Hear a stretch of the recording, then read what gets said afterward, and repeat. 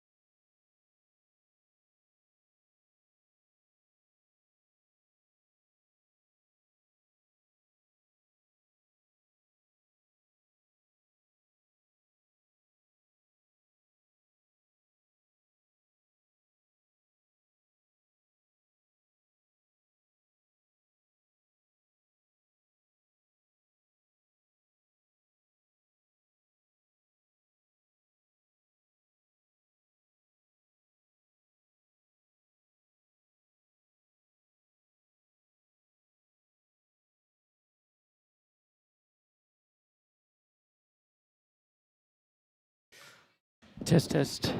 1, 2, 3.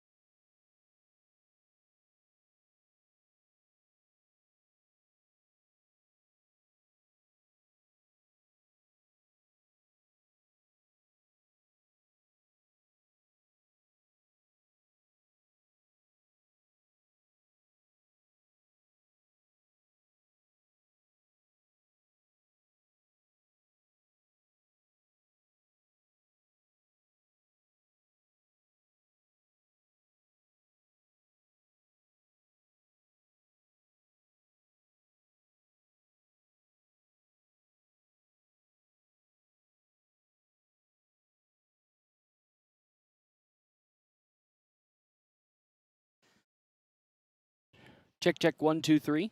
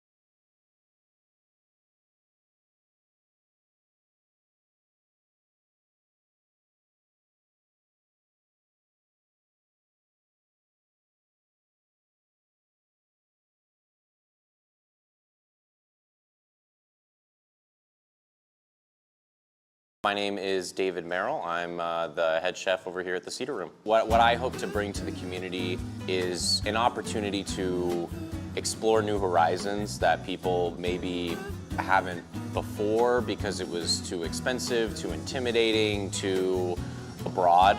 And I just kind of want to bring an opportunity for people to try new things in, exciting ways that, are still small town affordable. Stop on by at the Cedar Room located here in the historic Canteen District.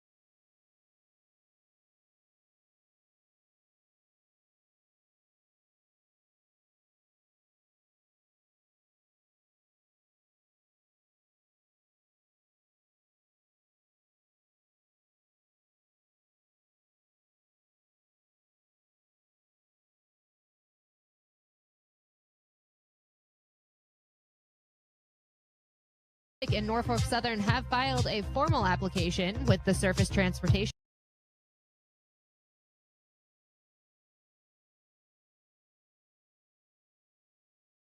Test 1 2 3. Test 1 2 3.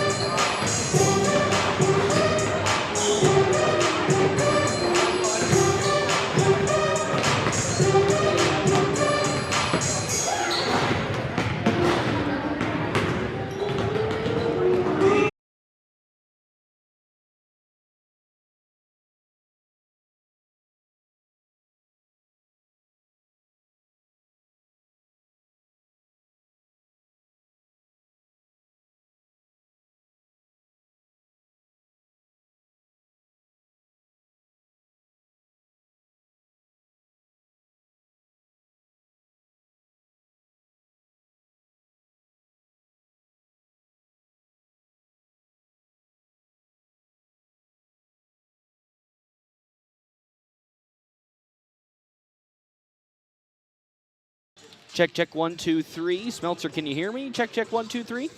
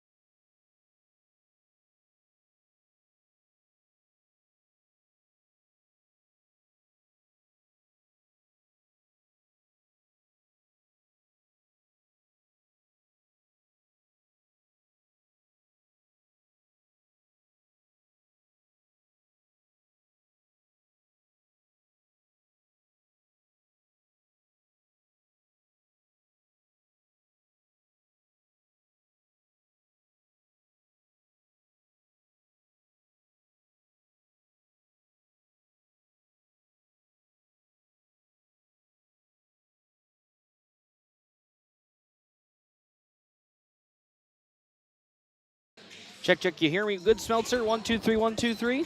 Test, test. 1, 2, 3, 1, 2, 3. I got you. You I got can hear me? you just fine. All right, perfect. We'll be going good in about a minute. Very good.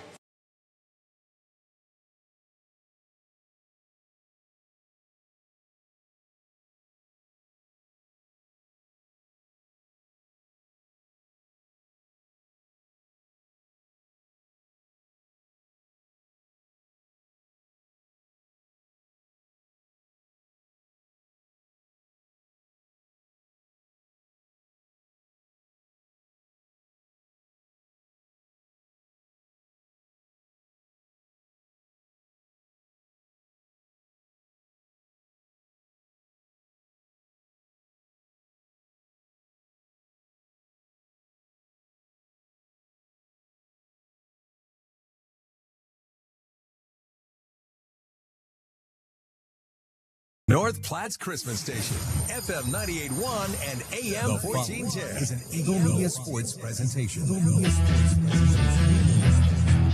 North Platte High Sports on NorthPlattePost.com, FM 98.1 and AM 1410 are brought to you by Justin Thompson Agency, American Family Insurance, Hands of the Heartland, La Casa del Rios, Dave's Place, Cole Jonason with High Street Insurance. North Platte will reset the offense. Eli Broman steps back for three in the corner again. That is 3 threes for Eli Broman today. 9 points, and a timeout going to be called by Alliance. Al's Lock and Save, State Farm Agent Bobby Holtz, Bill Summers Ford Honda Nissan, Great Plains Foot and Ankle, The Fortified Group, Larry's Glass, Shelter Insurance Agents Pete Boltz and Brett Rogo, Puro Clean. Now to Gans. Gans. Oh, that's going to be stolen by Kamensky. Kamensky up the court now with it. Having Kamensky Euroing up for the layup. Oh, with a left-hand scoop. Great Plains Health, Great Plains Health Sports and Therapy, Jay Engel with Farm Bureau Financial Services, Runza, Double Dips, Merrick's Ranch House, Mid Plains Community College, Szechuan Famous Food and Sushi Bar, The Cedar Room.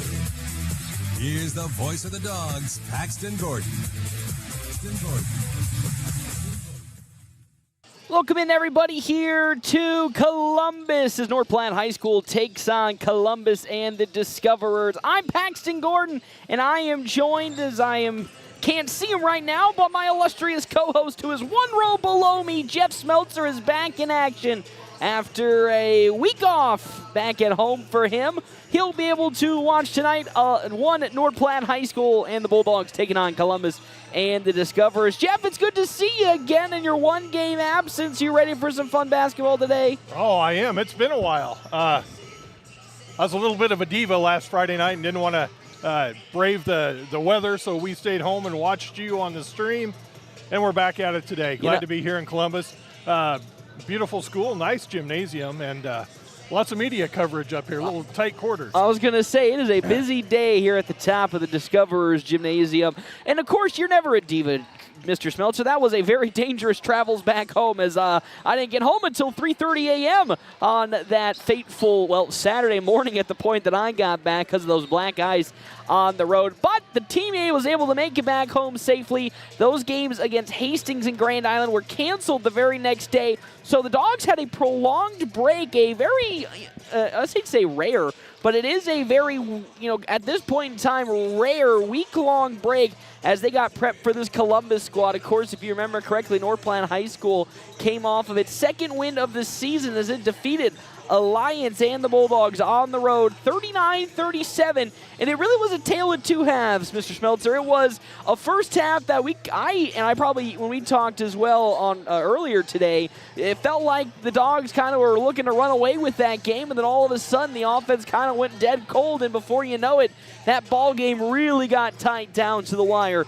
but North Platte was able to come away with the victory.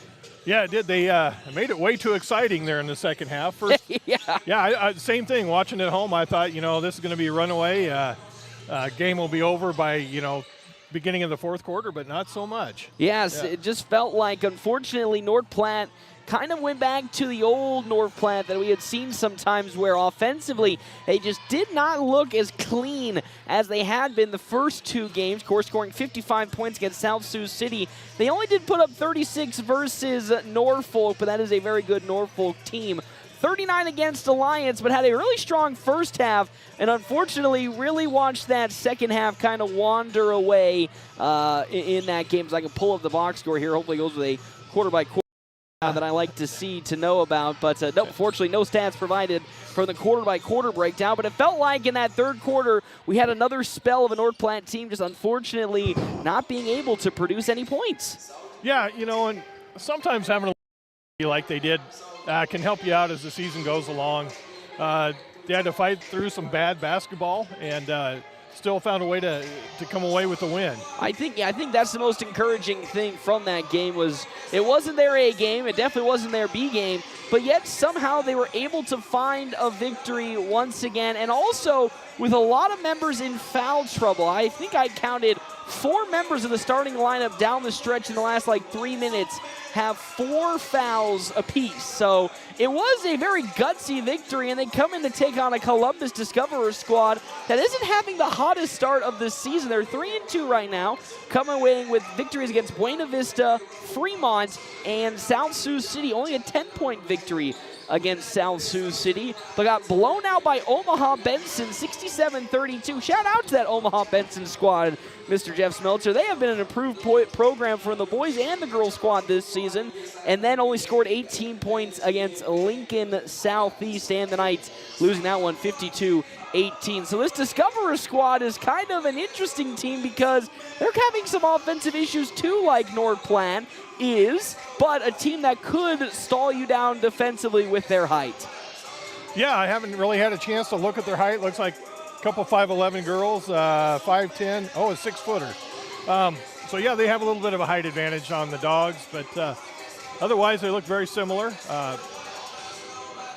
Watching them shoot here, they can hit the outside shot, so Dogs better spread out that zone, extend that zone a little bit. Yeah, so the Dogs have been experimenting a little bit in terms of what defense they're normally running with. Of course, when you think about a Tyson Hammond defense, you just think about the man-to-man and the very immense amount of pressure they produce in the man-to-man coverage. But so far this season, we've been seeing a lot more zone than I think we've been seeing man-to-man defense. And honestly, it's been pretty strong in the case of the 3 games they've played so far. Of course, that Hastings game, we really didn't get to see how that went, and that Hastings is another really good squad. That would have been a good benchmark test for this Bulldogs team. But so far, the defense, I think, has not really been the issue for North Platte. Just as always, they look really, really good, and more so, it's about trying to find consistency on the offense, and really it boils down to that perimeter shooting has been so hit or miss. It's been a little tough for the Dogs to find a good rhythm offensively.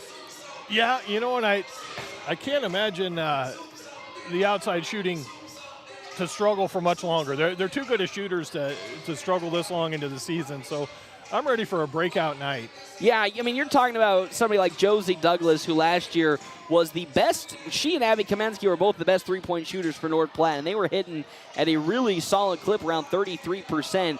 And then you come into this season where, Josie's not been scoring the best. She only has 7.7 points per game. The girl that's really been showing off so far this season has been Peyton Jones, averaging 9.3 points per game. And then, of course, Nora Worrell, who's almost averaging a double-double this season, 9 points, 9 rebounds for the freshman. So while we lament and talk about how we wish the three-point shooting may take a step forward here in the most recent games, you do have to be pretty happy to see someone like Nora Worrell, a freshman, who we thought was going to have good impact on this team, really already showing her prowess and maybe why she should be somebody who is utilized maybe a little bit more. Yeah, we both thought, she's going to have a good season, had some big things ahead of her, but I think she's exceeded both of our expectations. She's really played much more mature than just being a freshman. I totally agree. When you think of freshmen, you think of, some of the small freshman mistakes you make, like especially for someone who primarily works in the low post, fouling somebody on shots, getting a little too aggressive and bumping, not putting your hands straight up. And honestly, this season, she's done a great job defensively of just creating problems in the paint. But also, technique-wise, when it comes to rebounding, she's been super, super electric and really strong in that department. department. And honestly, it's kind of refreshing to see, somebody really be a rock down low to secure rebounds, because we've had many times where we've sat there and we've just, I wouldn't say sigh of panic, but kind of get a little on edge just seeing some balls pop out of hands too often. And she's really done a good job of just securing those rebounds and giving the Dogs second chance opportunities. Yeah, I just think the one thing she's getting used to is the physicality of high school play. Coming out of, just right out of junior high basketball into high school basketball this year. It's a different game. It's just a little more physical, and she's getting used to it. And she, you know what? If this is what it looks like for her to get used to it, and she's already posting close to double numbers, oh my! Yeah. I can't wait to see what she posts later in this season. Quick Stop pregame show, 27 locations open 24 hours a day. Quick Stop, always open right around the corner. Jeff Smeltzer joins me below on the middle deck. I'm Paxton Gordon here on Media Row. We'll step aside and take a break. When we come back, more of our Quick Stop pregame shows. We jump into our Owls Lock and Save keys to the game and what we want to see from North Platte so they can make it 3 in a row in the win column tonight as they take on the Discoverers.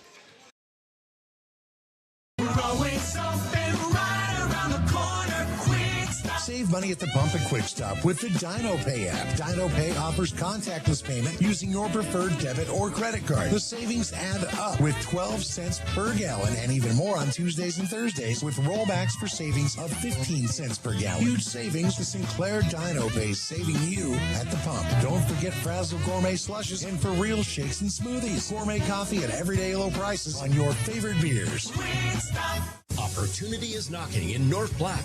3 parcels sold separately or together Saturday, December 20th at 10 a.m. Selling at auction is 1705 East 5th and 1600 East 6th. You'll find a commercial shop with office and loft, a 36 by 36 3-car garage, and a spacious light industrial lot. Perfect for investors or businesses looking to grow. 20% down on day of sale, closing by January 7th. For more information, call Gateway Listing Agent Sherry Bourne. Don't miss it. December 20th at 10 a.m. This is the Bulldog Pregame Show from FM 98.1 and 1410 AM. Presented by Quick Stop. Always open right around the corner. Quick Stop. Welcome back here to 1 Columbus, Nebraska. The Discoverers taking on North Platte High School in some basketball. Today we'll start off, of course, as always, with the girls as they had a week-long break following the cancellation of the postponement of the Hastings game due to, of course, weather from last weekend. And now we welcome them back here today as they take on Columbus, a really, really strong squad. Jeff Smeltzer, it's time to jump into our Owls Lock and Save keys to the game. Owls Lock and Save securing North Platte and the surrounding areas for over 50 years. This Columbus squad is very interesting in terms of how they like to play basketball. Statistically, not having the greatest season outside of Easton Luby, who has been their best scorer at around 10 points a game. But outside of her, if you're able to stop Miss Easton Luby, offensively, they haven't really had the most consistent scoring to boot. And if you're North Platte, and we probably know that they're going to be running that zone defense with the height advantage kind of that Columbus runs, I'm expecting them to really close out on the shots on the perimeter, but also focus in on the defensive rebounding. You kind of agree with me on that one? I do. Watching them shoot, I think we can still do a zone. I don't think they're going to torch you from the outside. You have a couple girls that have some length to them. I think the zone's the way to go. Start out fast. I think the Dogs can do that, and like we say about the boys and the girls, just limit the turnovers. Protect that basketball. Limit the turnovers. I think you're going to be okay. One of these nights, shots are going to fall. Yeah, if there's one thing North Platte does really well, it is pace of play. They are a very, very strong pace of play team when it comes to transitioning their defense into offense. The problem normally gets about when you have to actually set up your half-court offense. The Dogs sometimes, and that's where that shooting really comes into problem, is it's really easy to get some buckets when it comes to, pushing tempo and going the full length of the court after a rebound. But when it comes to setting up the half-court offense, if you're not shooting really well, it can get a little dicey, as we saw towards the end of that Alliance game. Yeah. Push and stay out of foul trouble. You talked about that earlier, that fouls were a big issue with the Alliance game. Stay out of foul trouble. And again, the turnovers. When you take the shots are either going to fall or they're not. One of these nights they're going to start falling. But at least give yourself a chance. Don't turn the ball over. At least give your team a chance to get a shot off. I look for good things tonight. I think the Dogs match up really well, and expect to see a victory by the end of the night. I really do agree with you that the Dogs do match up really well tonight. And again, for a team that started last year 3-0 and currently are on that track to once again get a 3-game winning streak to start their season, in a year that we kind of thought might be a rough start to the season just because of the loss of leadership talent they had last year with that senior class and really the voices that they had in that program. You kind of felt like this year might have been a rebuilding year. So the fact that we might be going into this Christmas little short break with a 3-game winning streak and being 3-1 on the cards potentially is very, very exciting as we get ready here for our national anthem between North Platte High and the Bulldogs, and of course Columbus and the Discoverers. Dogs looking to make it 3 in a row after falling in their first game against Norfolk, while Columbus looking to make it in their own right 3 in a row as they recently, of course, coming off of two in a row as they're coming off of this victory against South Sioux City High School this week already. Step aside, take a break. It is the national anthem. We come back, starting lineups here on FM 98.1, AM 1410, video live streaming on our Cedar Room live stream at NorthPlattePost.com. Looking for a trusted insurance provider with years of experience? Fortify Group is the solution you need. For over 3 decades, we've been serving local farm and ranch customers. But did you know we also provide home, auto, and commercial coverage? As an independent agency, we work with multiple carriers to find you the personalized options and level of protection you need. There's more info at fortifygroup.net. Or stop by and visit with me, Kevin McGann, in our new location at 621 South Dewey in North Platte. And as always, rely on Fortify. Experience the beauty of downtown North Platte and enjoy lunch or dinner at the Cedar Room. The Cedar Room is an unparalleled restaurant experience with this unique atmosphere where modern meets rustic. Enjoy a handcrafted cocktail made with the freshest ingredients by a master mixologist while dining from their delicious American fusion cuisine menu. Make a reservation by calling 308-532-4825 or reserve online at thecedarroomne.com. The Cedar Room, 505 North Dewey in beautiful downtown North Platte. Every step should feel great, but if foot pain, bunions, heel spurs, or injuries are slowing you down, Great Plains Foot and Ankle Specialists is here to help. Their expert team of doctors provide top-notch care, from routine foot health to advanced treatments and surgery. Whether you're an athlete, always on the go, or just tired of aching feet, they'll get you back on your feet pain-free. Step into comfort. Call Great Plains Foot and Ankle Specialists today, or see them online at gpfootandankle.com. This December at Bill Summers Ford Honda Nissan, they're celebrating Merry Miles Ahead with their final drive of 25. Your best chance to wrap up the year in a brand new ride. With powerful trucks to fuel-saving sedans and family-ready SUVs, it's the perfect time to upgrade with incredible year-end savings, flexible financing, and the friendly service you know and trust. They're here to help you enjoy the ride. From their family to yours, they wish you a joyful holiday season and Merry Miles Ahead in 2026. Bill Summers Ford Honda Nissan. Online at billsummers.com. Merry Christmas! The Bulldogs play here on FM 98.1 and 1410 AM KOOQ. Merrick's Ranch House. Lunch specials Tuesday through Saturday with 2 sides, just $10. See them on Facebook. Dine in, order online, use DoorDash, or just call for carryout. Merrick's. North Platte Post Sports. Welcome back here to Columbus Quick Stop pregame show. 27 locations open 24 hours a day. Quick Stop always open right around the corner. It is time for our Double Dips Ice Creamery starting lineup. Double Dips Ice Creamery in the historic Canteen District in North Platte offers 24 plus different flavors of hand-dipped ice cream served in a variety of ways. Don't you worry, Mr. Smeltzer, I got you today. Getting the start for Columbus and the Discoverers. Elena Kudron starting for this Discoverer squad. Leading scorer Easton Luby, 10.2 points per game, gets to start alongside Aaliyah Betts, Teresa Kushera, and Carly Caples for Columbus and the Discoverers. For North Platte High School, starting lineup is a little different tonight, as we will have, I think, one substitution, if I remember correct, if I'm looking down there. I think that might be Miss Nora Worrell getting the start. I can't see a number on if that is Worrell down there. Actually, correction, it will not be Worrell. So we'll go with our normal starting lineup today. J.C. Burke, the junior, gets to start alongside Josie Douglas, J.C. Fox, as well as Ava Franzen and Miss Peyton Jones. I got to say, Mr. Smeltzer, it's a little off throwing to see two members that have that kind of fiery red hair. Yeah, it is. Just got to look at the height. I'm telling you, man, I need new glasses because I'm short, so everybody looks tall to me, but it's going to be a very, very exciting game today between North Platte High School and Columbus and the Discoverers. Dogs looking to make it 3 in a row, just like last season where they had 3 wins to start the season in a row. The Dogs, after losing their first game against Norfolk, look to make it 3 in a row and kind of go into a nice little break. Well, I say that, they play Norfolk tomorrow, but after that, go into that game 3-1. Columbus 3-2. They're looking to make it 2 in a row after their victory against South Sioux City earlier this week. Josie Douglas taking the jump alongside Carly Caples, and it will go the way of Columbus and the Discoverers, and now we get things started for either side offensively. As North Platte gets set in that zone defense we were talking about to the far side with it now Betts. Betts in a double team, into the corner now to Kashera.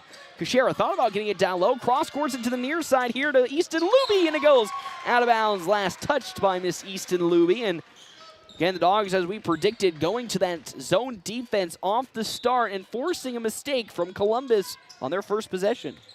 Yeah, they tried that long skip pass, just a little too tall for Libby. I don't think she's listed 5'7", maybe, but they're going to come out in man-to-man defense against the Dogs. And also Columbus starting with a zone defense, and North Platte on the other end committing a turnover with a travel from J.C. Burke. She tried to penetrate into the lane, getting a screen from Miss Ava Franzen. So they're going to extend the zone. Going to that kind of full-court press and trap as rushing up the court now comes Columbus and the Discoverers. Libby now with it. Oh, that's almost going to be stolen away by Peyton Jones as that's picked up by Aaliyah Betts. Back to Libby. Cross court to the near side to Easton Libby. And now into the paint they go. Back out. 3 was going to be thought about from Kudron as Libby pulls up for 3. No, off the iron. And rebounded by J.C. Burke. I was going to say, if Columbus, like they have in some of their games, kind of put a little stinker from a shooting performance, this Dogs defense might be in for quite a treat today as Peyton Jones now with the ball. And it looks like the Discoverers are content with shooting threes. As there's one, Josie Douglas for 3. And we talk about somebody that needed to find their shooting mark, and it is Miss Josie Douglas, who has had a relatively tough start to this season as she tips the ball away out of Elena Kudron's hands. And the Discoverers will have inbounds on the far sideline. But if Josie Douglas can get back to the form we saw last season when it comes to her perimeter shooting, especially today, this Dogs team might be pretty scary. Yeah. Can't imagine what they'll do if they shoot 40% from the floor and dare to dream 50% from the floor. We've seen it a couple that time as it's tipped away by Peyton Jones, and the newest addition to this North Platte team, transferring in from Hershey, has been somewhat of a defensive ace for North Platte as she tips balls away nice left, drive. right, and center as her floater's off the mark. Josie Douglas with the rebound, throws it all the way into the open court. Saved, and J.C. Burke now can reestablish the offense with 17 on the shot clock. And the Dogs leading 3-0 as Douglas starts dribbling now here and passes to Jones at around the logo. Jones swings it to J.C. Burke. She'll fire a wide open 3. Oh, it's a bit short. Douglas gets another rebound, or attempts to, as we'll have a jump ball. And North Platte will take over, as in there was Aaliyah Betts. But Columbus really showing no effort to try and close out a Dog shooter on the perimeter so far in this first quarter. As Jones, who has been a good three-point shooter, pops another, and Peyton Jones. Wow, we talk about Josie Douglas and how well she did last season from beyond the arc. So far this season, Peyton Jones has really picked up the mantle as the Dogs' best shooter as she tips another pass, and it gets here to Easton Libby. Into the corner now it goes to Caples. Libby with it. Swing pass, around the perimeter we go. Kudron, guarded one-on-one Watch it skip by Peyton Jones. A skip pass to Libby, and she drives and fires another 3. Little off the mark, and another rebound for Josie Douglas. And I'm telling you, Jeff Smeltzer, this Columbus team really does live or die by the 3 right now. They're content with the deep ball. Oh, good look inside. As Franzen's going to turn that ball over, unfortunately, as she tried to. I was going to say, tried to pass it right back to Josie Douglas. And now with the ball, Kudron. Libby with it. Cross-court pass now to the near side to Kushera. Back it goes to Libby. Into the corner now once more.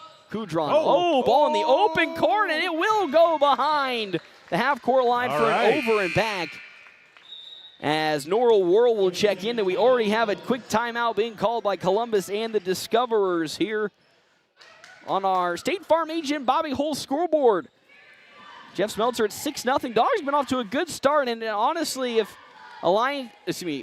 Columbus is going to continue to leave these open threes for dog shooters, so far they're taking them and they're hitting them. Well, it's good formula for the Dogs. The Discoverers are a little loose with the basketball, not taking care of it like they should, and Dogs are hitting three-pointers, so it's off to a good start. Norrell Worrell checks into the ball game. I believe she's checking in for Ava Franzen. That has normally been how the rotation goes. Yeah, Franzen will be the first check out. Again, this is coming off a Discoverers turnover as Peyton Jones will inbound the basketball to Josie Douglas. Timeouts brought to you in part by Kevin McGann and the Fortifying Group. Check out Kevin McGann and the Fortifying Group at his location, 621 South Dewey. Sweet beat as Douglas slowly up the court now will establish. Hands it off to Burke. Burke will survey and pass to Peyton Jones. Jones fires another 3, this time from the corner, and Peyton Jones has another 3 for the junior, her second today. And that honestly is one person you cannot leave open if you are a Discoverers defender, as she has been so deadly this season. Almost an over and back again as J.C. Fox gets into the middle of it and tips the ball away from Carly Caples, as here comes some substitutions. As Sadie Libby will check in for her sister Easton. Also checking in, Journey Abbott. Actually, correction, that's not Journey Abbott, that's Callie Cock will check in. As into the corner now, Cock with it, down low to Libby. Libby lost the ball, passes it back, and some perimeter passing, stuffed down by J.C. Burke. And now the Discoverers again, swing passing around the perimeter, tips once more. Kudron, Capel for 3. Good defense. No, but it's going to be rebounded there by Callie Cock. Her layup is up and in. Yeah, good defense, got them really deep into the shot clock. They forced a shot, but happened to get the offensive rebound and put it back. As Cook will get her first 2 points today, as the Dogs almost turn their ball over. As checking in, Adelie Terry at the scorer's table for North Platte. Burke on the right wing and now gets a screen. Picks her dribble up, surveys, and kicks to Norrell Worrell. Guarded by Caples. Worrell will fire up a 16-footer! Man, the Dogs just can't miss right now, and there's the first 2 points for Norrell Worrell. 11-2 on our State Farm agent Bobby Hull scoreboard. North Platte with a strong lead early on in this game versus Columbus and the Discoverers. Cook, ball is tipped out from behind and picked up by Kudron.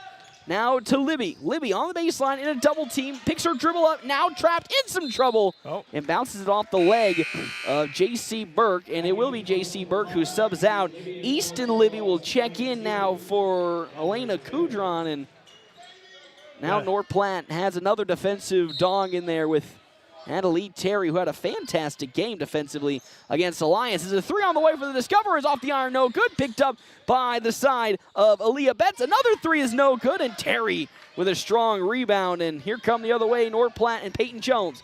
Jones kicking it to Norrell Worrell. Worrell into a double team, fires a shot off the iron, no good. Tries to get her own miss, but that is a no-go, as up the court with it now comes Sadie Libby. Libby passes to her sister Easton. Back to Sadie. And Norrell Worrell gets the tip, and it's stolen away by Josie Douglas. A good defensive stop once again for North Platte. They are all over the passing lanes early on in this ball game. Excellent defensive effort by the Dogs. With 2:13 left to go. Good active hands in that 2-3 zone.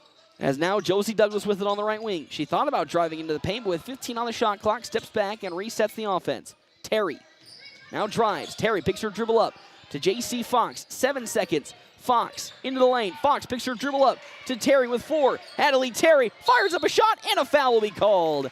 It was getting close to time expiring on the shot clock, but Adelie Terry with good penetration into the lane draws the foul. The first foul today for Callie Cook, and now Terry will shoot 2. Yeah, good awareness by Terry, and she knew the shot clock, got the shot up, got fouled, and She'll there make we the go. first one. First points for Terry today as Ava Franzen checks in for J.C. Fox.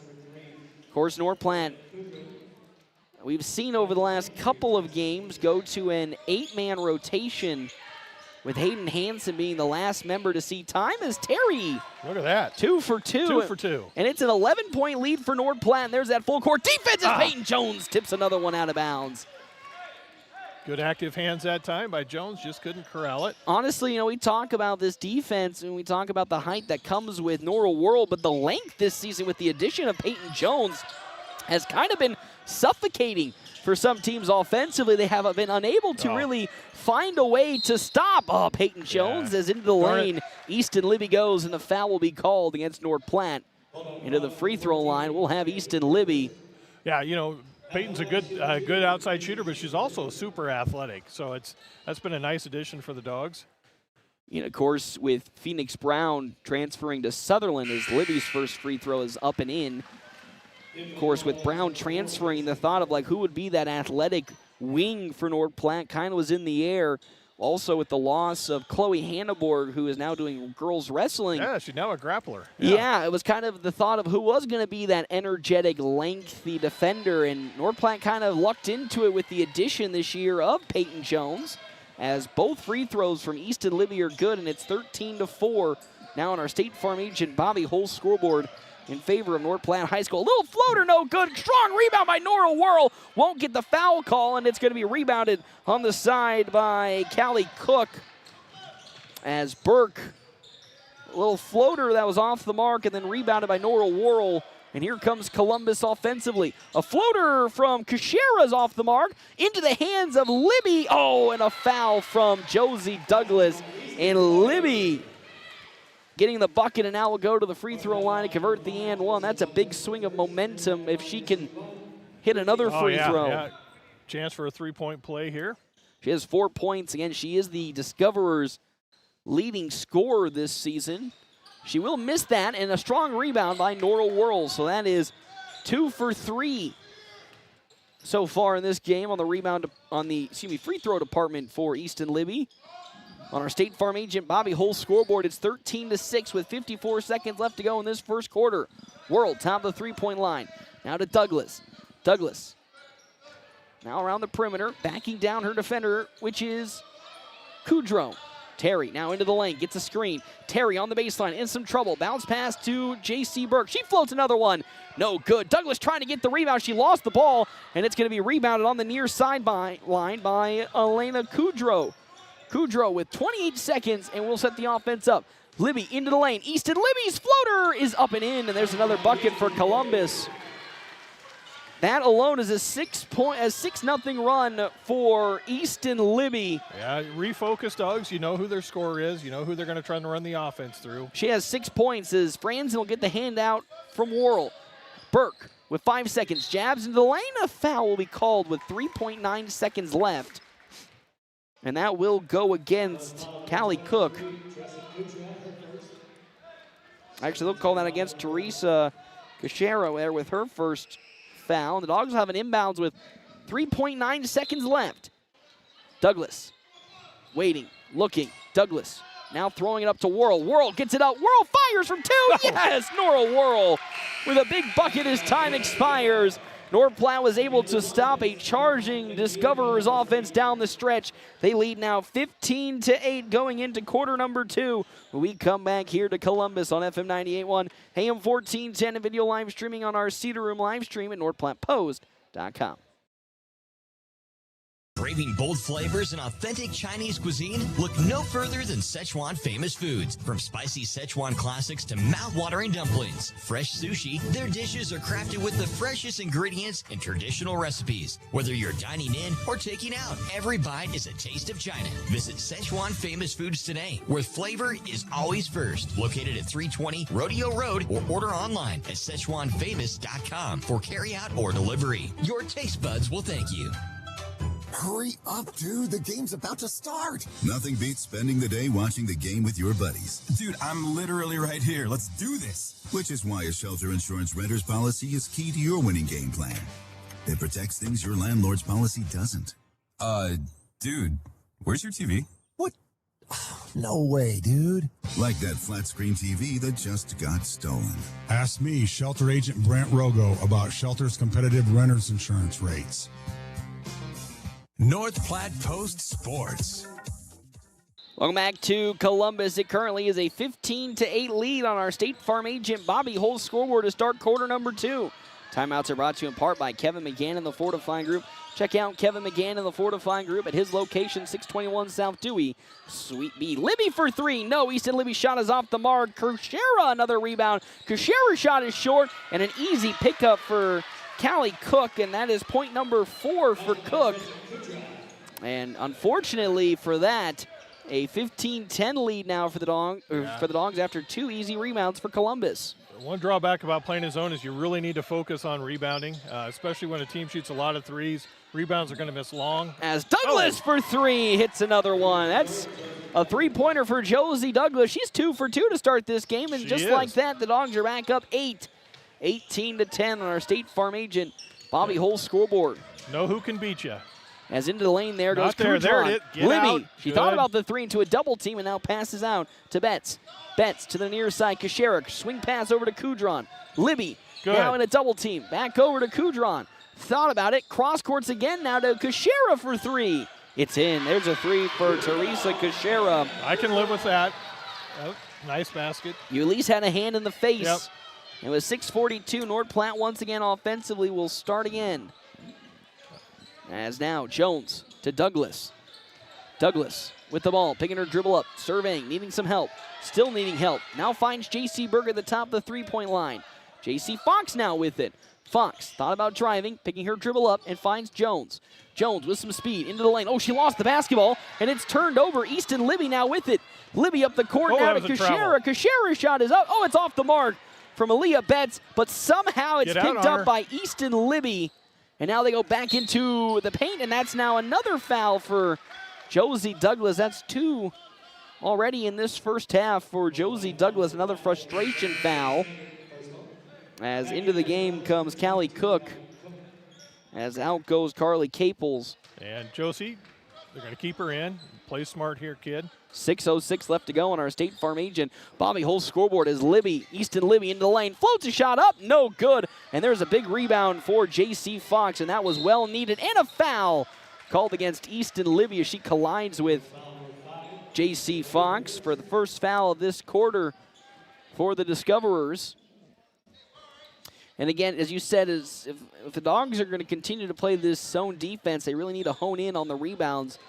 Yeah, you have to really focus on who you're going to block out because, the advantage of man-to-man defense, you're always right next to your person. You're next to your man. And also with Nora Worrell, who, again, is almost averaging 10 rebounds a game, you really have to put an emphasis on that. If she is not in, that's going to be tipped away. Franzen's going to pick the ball up. In some trouble. Ava Franzen trying to get the ball at the court, and they somehow do. Wide open down low is Peyton Jones, and she unfortunately travels. I think the travel was on the pass, not on the catch. Oh, okay, on the floor. Okay, yeah, I think it was J.C. Burt. So that's a turnover for North Platte. Franzen on the floor with the ball after it got poked away, and now it's Easton Libby with it to the near side. Again, that zone defense for North Platte trying to stop Columbus. Far side Kudron with it. Don't lose track of 5. Don't lose track of her. Now in the corner it is Easton Libby. Swing pass to the top now to Betts. Kudron with it, left wing. Skip. Back over to Libby. She's wide open for 3 and fires. No good. Fought 4, and it's going to go out of bounds off of Teresa Kushera.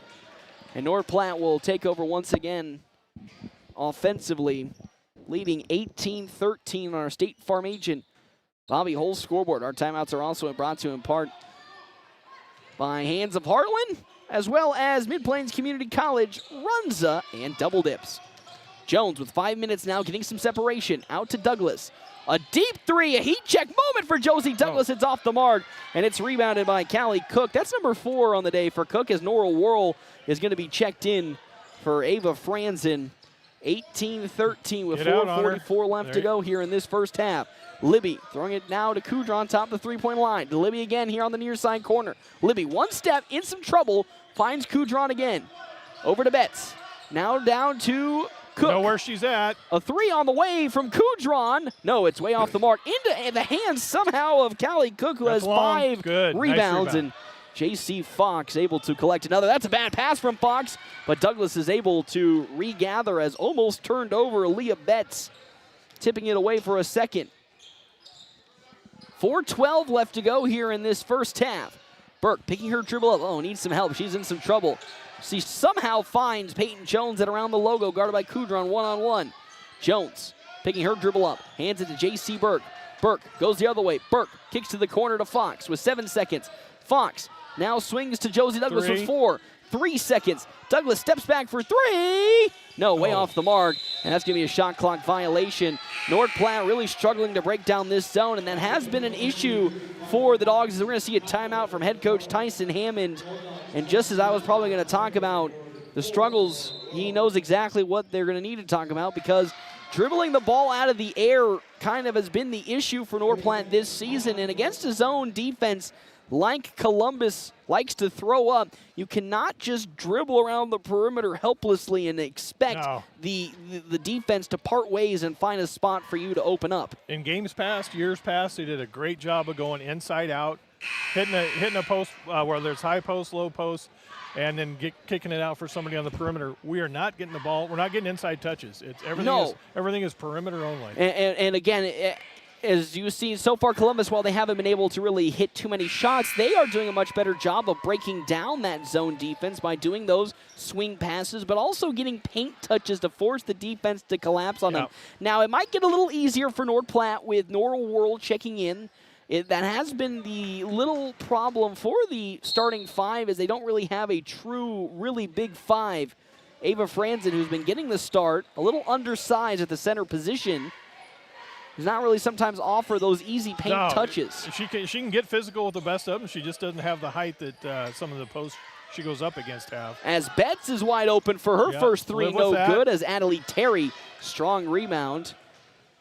And you want to talk about somebody who's also had a strong performance rebounding, Adelie Terry being one of those members off the benches. Unfortunately, though, Terry driving into the paint loses control of her dribble, and it goes out of bounds. A North Platte turnover with 3:17 left to go in this second quarter. 18-13 the lead for North Platte High. And it's really been a Columbus Discoverers last about 5-6 minutes where they've been the team in control pace-wise, though scoring still in favor of North Platte High. As Easton Libby now to the near side to Kudron. Guarded by Jones, swing pass back to Libby. She'll fire up a 3. No, that's off the mark. And another rebound for Columbus. A 3 for Kudron. Hers is off the back iron, no good. And fought for J.C. Burke is there to put her hands on it. And it's a jump ball in favor of North Platte High. Ended up right. We just had a chance for some other rebounds. It's not the first rebound that's going to always be the problem. It's that second effort and second chance that does cost teams more than not. 3-pointers are going to miss long, and they're going to miss about the same angle where they were taken, but opposite. As that ball is almost stripped away, Douglas thought about the 3. She's now trapped in some trouble and picking her dribble up to Terry, who thought about that 3 and won't take it in the corner. Swing pass out to Jones. Jones spinning into the lane. Fires up from 15. Well, that's no good as she gets tangled up with Callie Cook, and it's rebounded by Carly Caples, and the other way comes Columbus and the Discoverers. Caples to Betts to Easton Libby. Libby into the lane. Shot blocked by Nora Worrell. Libby saves it, and it's last touched out of bounds by Adelie Terry. As subbing in now comes Sadie Libby, as well as Teresa Kushera, as Easton Libby and Callie Cook check out. Okay, watch the lob inside here. 2:15 left to go. A baseline inbounds as it's wide open down low. Oh, she misses the bucket. That is very unfortunate for Teresa Kushera. I mean, she was wide open. So the lead still stays 18-13 on our State Farm agent Bobby Hull scoreboard. Worrell in the paint. Worrell going out of the basket. Worrell shot is up. It's good. I mean, Nora Worrell is so good when she gets to her offense in the paint or on the baseline. And she makes Caples play as that shot from Kushera is off the mark. And an easy rebound for Sadie Libby. That's something you don't want to see as Libby throws it in the air, tipped by Peyton Jones. And here comes J.C. Burke, who will fling it up To Oh, Peyton my. Jones for a deep three. Wow! You want to talk about a heat check moment there, Yeah. Jeff Smeltzer. That's Peyton Jones and a timeout called She was by on the Columbus. on the S and Discoverers when she shot that. That is actually unbelievable. We'll step aside and take a break. A 10-point lead for North Platte High School, up 23-13. We come back to Columbus here on FM 98.1, AM 1410, and live streaming on our Cedar Room live stream at NorthPlattePost.com. You ever feel like there's no time for cooking dinner? On the go, all the time. Dave's Place can cover your hunger wherever you want to eat. Stop into Dave's for lunch and dinner at 502 East Francis. Order carryout and take it on the go or DoorDash it straight to your couch. You can enjoy Dave's anywhere. And what goes great with pizza? Wings, plus the big game on to watch with your friends. Let Dave's Place do dinner for you. 502 East Francis in North Platte. Mom, I'm hungry. I know where to go. Whoop, whoop. North Platte Post Sports. Welcome back here to Columbus, FM 98.1, AM 1410, and video live streaming on our Cedar Room live stream, NorthPlattePost.com. Our timeouts are brought to you in part by Kevin McGann and the Fortify Group. See him on the one-way, 621 South Dewey, Sweet Beat. As well as Justin Thompson, agency with American Family Insurance. With the ever-changing industry standards, they pride themselves on top-notch customer service, no matter what type of insurance you're looking for. As well as La Casa del Rios, Szechuan Famous Foods, and one Great Plains Health. Jeff Smeltzer, it's 23-13 with 1:19 left to go. And Peyton Jones has been the highlight so far today for North Platte with 9 points. Yeah, I just knew we wouldn't shoot that poorly for that many games in a row. So it's nice to see the shots falling. As oh, no. Caples wide open down low gets her first bucket today. Carly Caples with 2. Norwell Worrell a little out of position on that shot, and because of that, 23-15 with under a minute to go before halftime. That's the one little thing Norwell Worrell needs to clean up a little bit. She does leave some opens down low as that's a steal the other way, and up for the shot, no good from the side of Aaliyah Betts, rebounded by Worrell. She's in some trouble off the foot of a Discoverer, and it's out of bounds. Reset here, dogs. A little bit bad of a pass that was intercepted by Aaliyah Betts. From J.C. Burke and North Platte now with 37 seconds will retry offensively as Columbus looks to pick them up at half court with Elena Kudron. 23-15 here in the second quarter on our State Farm agent Bobby Hull scoreboard. Burke driving into the lane, into a double team. Burke's shot is blocked by Caples, and now the other way comes Columbus in the Discoverers with Elena Kudron. Now out to Sadie Libby.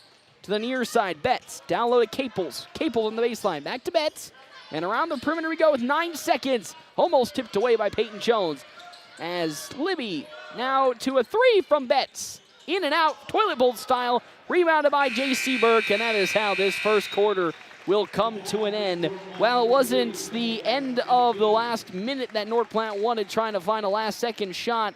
They do have a 23-15 lead over Columbus and the Discoverers as we enter halftime. Jeff Smeltzer, pretty, after what was a tough second half last week against Alliance and being off for a whole week due to, the storms around the whole state of Nebraska, a pretty good offensive start for North Platte. Oh, yeah, can definitely live with that. Well, I got to add up my shooting here. 1, 2, 3, 4, 5, 6, 7, 8. 8 3-point attempts, and they've made 5. So 5 8 3-point shooting. Of course, that's coming from mostly Peyton Jones as well as J.C. Burke and Josie Douglas. Douglas, she's 2 for 4 from the 3-point line. 50%. Peyton Jones 3 for 3. 100%. So And then, of course, J.C. Burke, if I remember correctly, hit 1 as well. So North Platte off to a really good start offensively. Have given up a little bit here and there. Honestly, the one thing we can talk about that's been the toughest aspect of this first half for the Dogs has just been the offensive rebounds for Columbus have gotten at some points a little out of control that have been a little frustrating to watch because, honestly, North Platte should be the team that should be out rebounding Columbus based on season statistics so far. Yeah, but it's just really difficult when your opponent is shooting nothing but threes. They're going to be long rebounds, usually opposite of where they come from at about the same angle. So it's that weak side that needs to look at getting those rebounds. And I'm sure Coach Hammond will talk to them about rebounding, and they'll do much better in the second half. Yeah, and again, the one thing also go in their favor in terms of why they're struggling. When you're running a zone defense, it is tough to find a body to box out with, specifically if you're running 4 on the perimeter and 1 kind of just hovering around the paint area. It is so tough to find a body because you're not really, again, you don't have a body to go up against because you are in a zone defense. You kind of have to move your head around to find somebody. In that moment, the ball is already going in a direction before you even notice it. When they play with 4 out, then you got 4 runners running at the hoop. They got a running start on you. So they'll get it figured out. That's the only fault I have. Other than that, only giving up 15 points. That's really pretty good defense. That is some spectacular defense so far. So we'll step aside, take a break. We come back, more of our quick stop halftime show right here on FM 98.1, AM 1410, and video live streaming on our Cedar Room live stream at NorthPlattePost.com.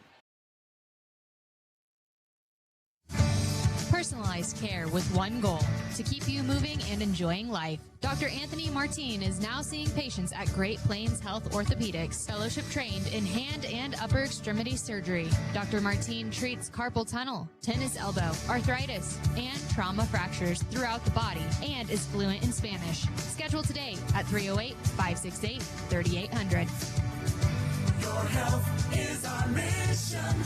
Great Plains Health. In a lawsuit, a little extra liability protection can go a long way. I'm Justin Thompson at the Justin Thompson Agency. A personal umbrella policy from American Family Insurance offers $1 million or more of coverage over and above the limits of your auto and home policy. And it's affordable. Contact Justin at the Justin Thompson Agency at 501 South Dewey Street or call 534-2400 today. American Family Insurance. PuroClean of North Platte delivers fast water, mold, and fire damage restoration services to the North Platte area. PuroClean knows how challenging those times can be to you and to your family. Their Nebraska-based experts have a winning, reliable combination of training and equipment partnerships. Local, fast service in the North Platte area. Their average on-site time is 60 minutes, and they'll coordinate with your local insurance provider. Give PuroClean a call now at 1-800-775-7876 and schedule a visit from a member of the team at PuroClean in North Platte. When the leaves start falling and the temps start dropping, do your windows keep the cold out or let it in? From foggy panes and drafts to cracked or outdated glass, Larry's Glass can help you cozy up your home before winter hits. Repairs, replacements, even custom storm windows. Call Larry's Glass in North Platte today and stay warm, safe, and energy smart all season long. Larry's Glass, 211 West 5th, where quality meets clarity. North Platte Post Sports. Quick Stop halftime show here in Columbus. 27 locations open 24 hours a day. Quick Stop always open right around the corner. Jeff Smeltzer, Paxton Gordon here. It's a 23-15 lead on our State Farm agent Bobby Hull's scoreboard. Jeff Smeltzer, it's been a fun first half for North Platte High School. And honestly, if they continue to shoot the way they've been shooting from beyond the arc, this might be a blowout before you know it if they can wrangle in a few of the things that we thought they didn't do so well in that first half. Yeah, I had to get out my calculator. My St. Pat's math couldn't figure out these big numbers. But after that blowout against Ogallala, I bet you that poor brain's having a little bit of some trouble. Boy, I'll talk about that here in a minute. But 5 of 8 from the three-point line for the Lady Dogs. That's 62.5%. Wow. Outstanding. Overall field goal percentage, they're 8 for 18. It's only three non-three-point baskets. So that's a 44%. That's great. Great shooting overall. You can live with that. In fact, that's outstanding. That is. I don't think any dogs are in foul trouble. Josie Douglas had 2, but I think that's about it. That was I think the only 2 main problem fouls so far. Now, the one problem, though, is, as you said, they've only taken 2 shots outside of those perimeter shooting. So it does kind of concern me that they are becoming a little too reliant on the perimeter shot because, while yes, they're falling, I don't expect them to, Jeff Smeltzer, shoot 60% from beyond the arc the rest of the game. Yeah, sorry, ladies, you're great ball players, but you're not going to shoot 62.5%. No.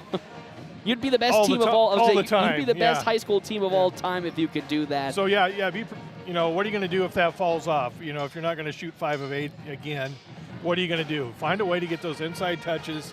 Nora Whirl, she's got 8 points, 4 of them in the paint. Or she only have 6? She has. She should. I think she have has 6. Yes, she has that one that was not in the paint. 2 of them were around the basket area. One of my was circles 16. looked like it was filled in. It wasn't filled in. But yeah, again, and a lot of it boils down to our one criticism we've had so far of this team has been sometimes they just dribble a little too much, and that's the synopsis of a young team still trying to figure itself out offensively. Is they just dribble the ball out of the air, and when a team like Columbus is just slapping a zone and forcing you to shoot perimeter shots, if you're not able to move the ball effectively like we have seen Columbus be able to do in that first half, it gets a little dicey, as we said, when those shots aren't falling. Yeah, and the age-old adage, shots against a zone come on a reversal when you reverse the basketball. Yes. We, at times, get a little stuck on the right side of the court. That's to be expected. Every team does that. Every team is right-handed. But, yeah, if they can find a way to get that, whether it's a skip pass or just quick reversals, find that shot on the opposite side on that reversal. Scoring so far for Columbus and the Discoverers, Easton Libby with 6 total points. She's 2 for 3 from the free throw line. 4 points for Callie Cook. She has 5 rebounds. 3 points for Teresa Kashera, and then Carly Caples has 2 as well. So a pretty quiet scoring night so far from either side outside of a few standouts. Some other area games going on. You can listen right now. Flat Rock 100.7. Derek Beck is at Ogallala in the Prairie View Gym as Ogallala and Hershey are battling it out right now. I mean, that's two of potentially the best teams in C1 for both Ogallala boys and Ogallala girls battling it out at home once again. Yeah, good luck, Panthers. Unfortunately, Jeff Smeltzer, as he said, got firsthand experience of that Ogallala team, and I think he, from his experience, knows how he's seen it twice now, actually, so he knows firsthand how tough that team is. You know, they're kind of a rival, Ogallala and North Platte, so I'm not going to be loose with my compliments, but they are an outstanding team. I don't see anybody beating them in C1. It really is gonna be just like last year, where you're gonna have to keep your eye on the state finals to see how they do, and hopefully they don't get bounced in the first round like they did last season. But currently right now, 23-15 the lead for North Platte High School here as we're about to start the third quarter.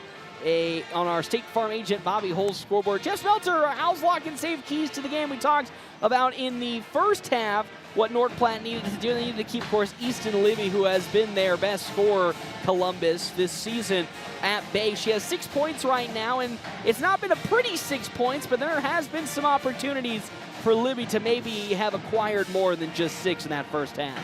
Yeah, and again, we talked about the skip passes and the reversals. That's what they do. She doesn't generate the offense. She just kind of gets lost, and they find a way to skip the ball over to her for an open 3. So always be cognizant of where she's at. She's the one who's going to hurt you. Don't lose track of her. But they're doing a fine job. I wouldn't change much. Offensively, keep it up.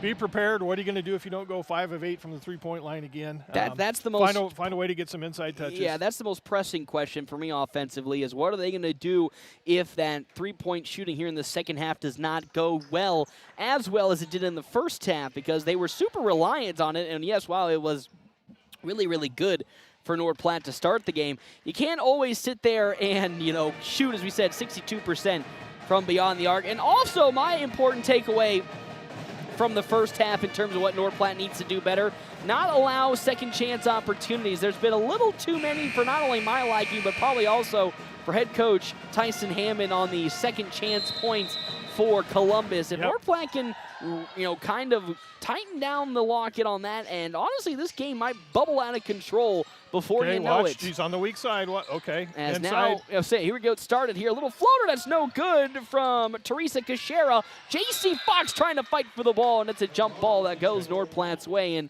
there was a good stop in terms of fighting for that rebound from J.C. Fox. And North Platte takes over offensively.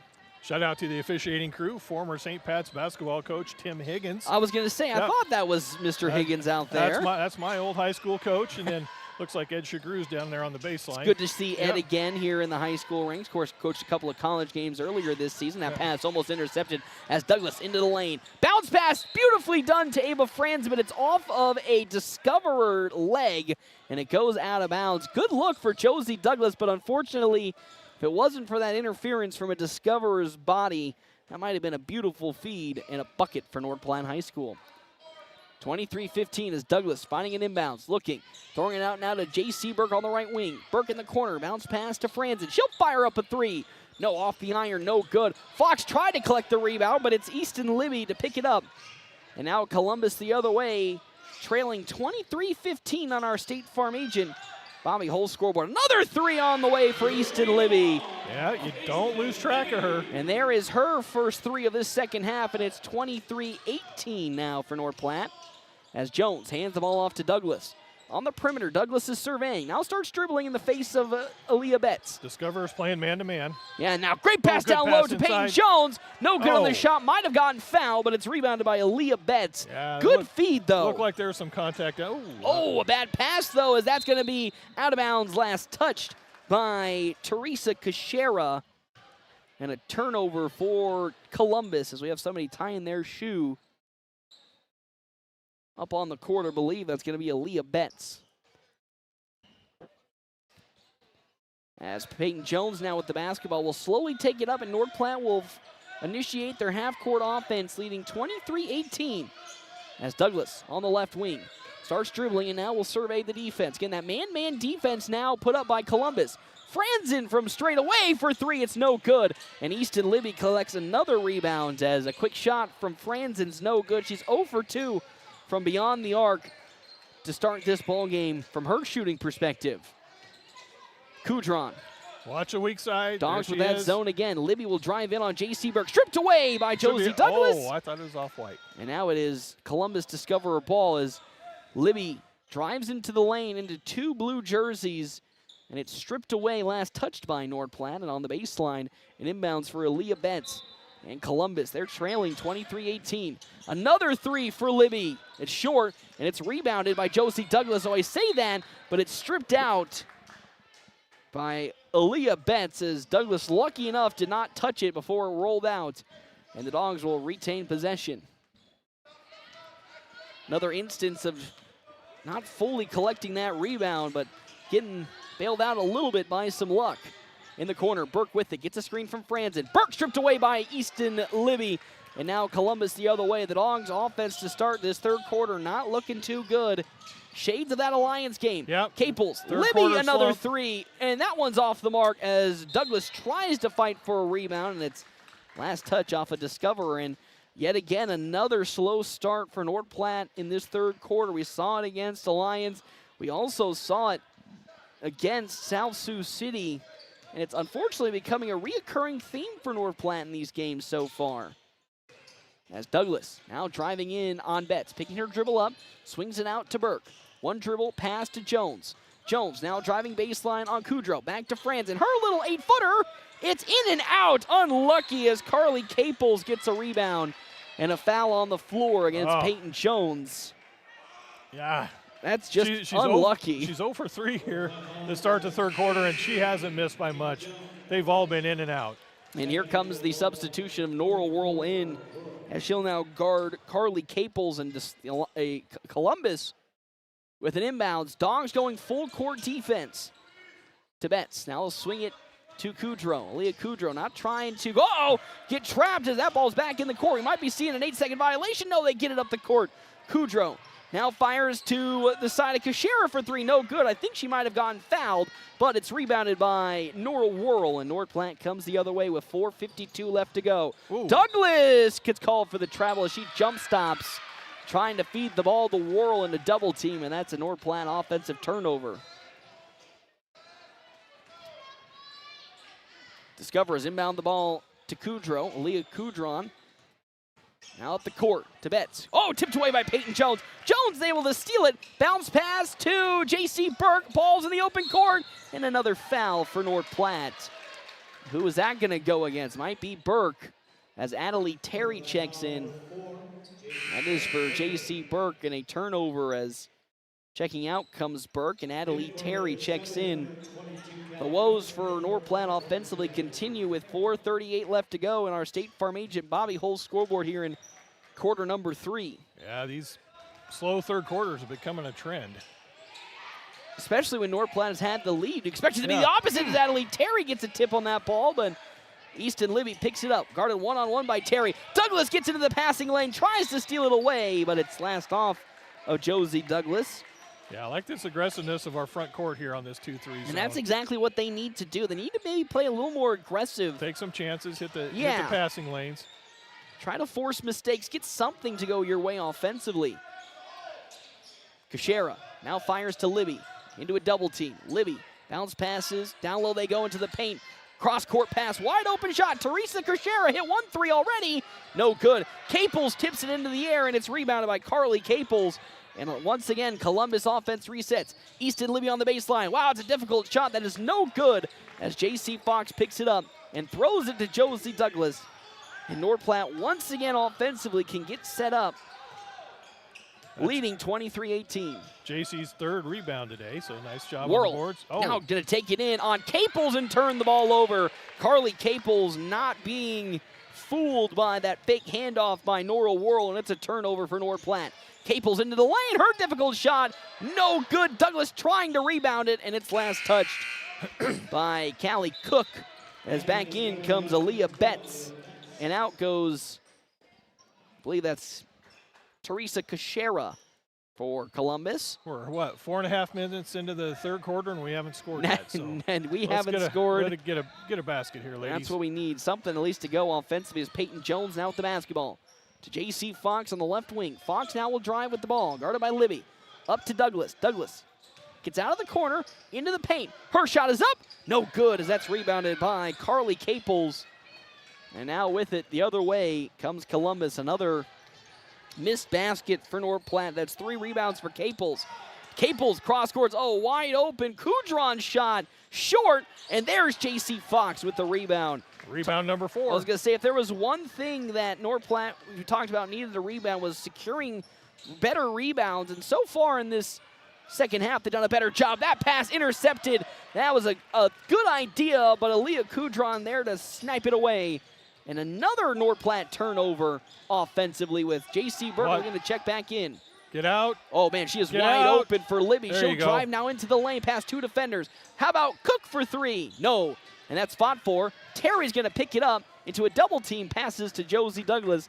And either side offensively in this third quarter is not firing on all cylinders.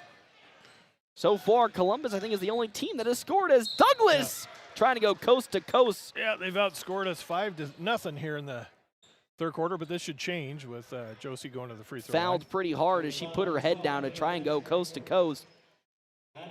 First foul today for Aaliyah Betts. Some big free throws for Douglas if both teams are going to struggle to score so much. Free throws now become the most important points of the game. Oh, as that one takes a couple of bad bounces from rim to rim and goes out. As in comes Sadie Libby, as J.C. Fox checks out and J.C. Burke checks in. So Dogs going a little more offense with Burke now in the game. Don't let her get behind you, Dogs. As Douglas will at least make 1, so she's 1 for 2 on that trip, and that is the first North Platte point in this third quarter. 6 minutes in with 2:04 left to go as Peyton Jones tries to steal it away, and there's Adelaide Terry Jones with the initial tip and Terry to pick it up, and North Platte comes the other way. Can they make it a 3-0 swing offensively? Terry, left wing, now getting a screen, tipped the ball away. Burke's able to pick it up. Now to Douglas. Oh, bad pass. And there's Sadie Libby to steal it away after a bad feed. But then it's almost stolen on the other side as Peyton Jones keeps it alive. Wow, somehow, some way, the Discoverers have the basketball as Easton Libby into the zone. Oh, great block by Worrell as Easton Libby went up for a hook shot. And Worrell blocks it.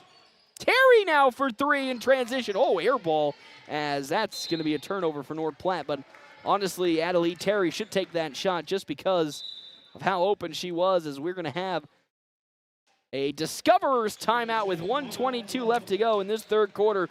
Whew, Jeff Smeltzer, in terms of total scoring, there's only been 6 in this quarter alone, 5 of them coming from the Discoverers side of things, and only 1 from North Platte High School. Boy, I hope this trend doesn't continue for too many more games. These poor starts to the third quarter. Yeah, is now checking in Olivia Hill for the Discoverers. So there's some height there. I was going to say they are bringing in Hill. I believe that is their tallest member, sitting at 6 foot tall. she and Carly Caples are the two notable height advantages for Columbus, as the Discoverers will have an inbounds underneath their own basket with 1:22 left to go, trailing 24-18 on our State Farm agent Bobby Holt's scoreboard. All right, need to go the length of the court, full court press by the Dogs. As it's going to be Aaliyah Betts, gets it in to the near side to Sadie Libby. Now Betts with it, picking her dribble up to Libby. Libby crosses half court and now picks her dribble up, back to Betts. Betts splits through two defenders. Betts to the lane. Shot is off the mark. In the air. Terry fights for it. Natalie Terry picks it up. Jones now with some speed. She'll slow things down and let the defense and offense get sent for North Platte and Columbus. I say that a three for Jones. It's short as Libby gets it. Stolen by Nora Whirl. Natalie Terry into the paint. Shot no good. Whirl trying to fight for the ball. Fox has it tipped. Ooh. Okay. Tipped out of bounds by Olivia Hill. And now with 50.6 seconds left to go in this third quarter. Fortunate to get that call. I thought say maybe it was off blue. An inbounds underneath the basket for J.C. Fox. Oh, Whirl was open for a second, throwing it all the way out to Peyton Jones.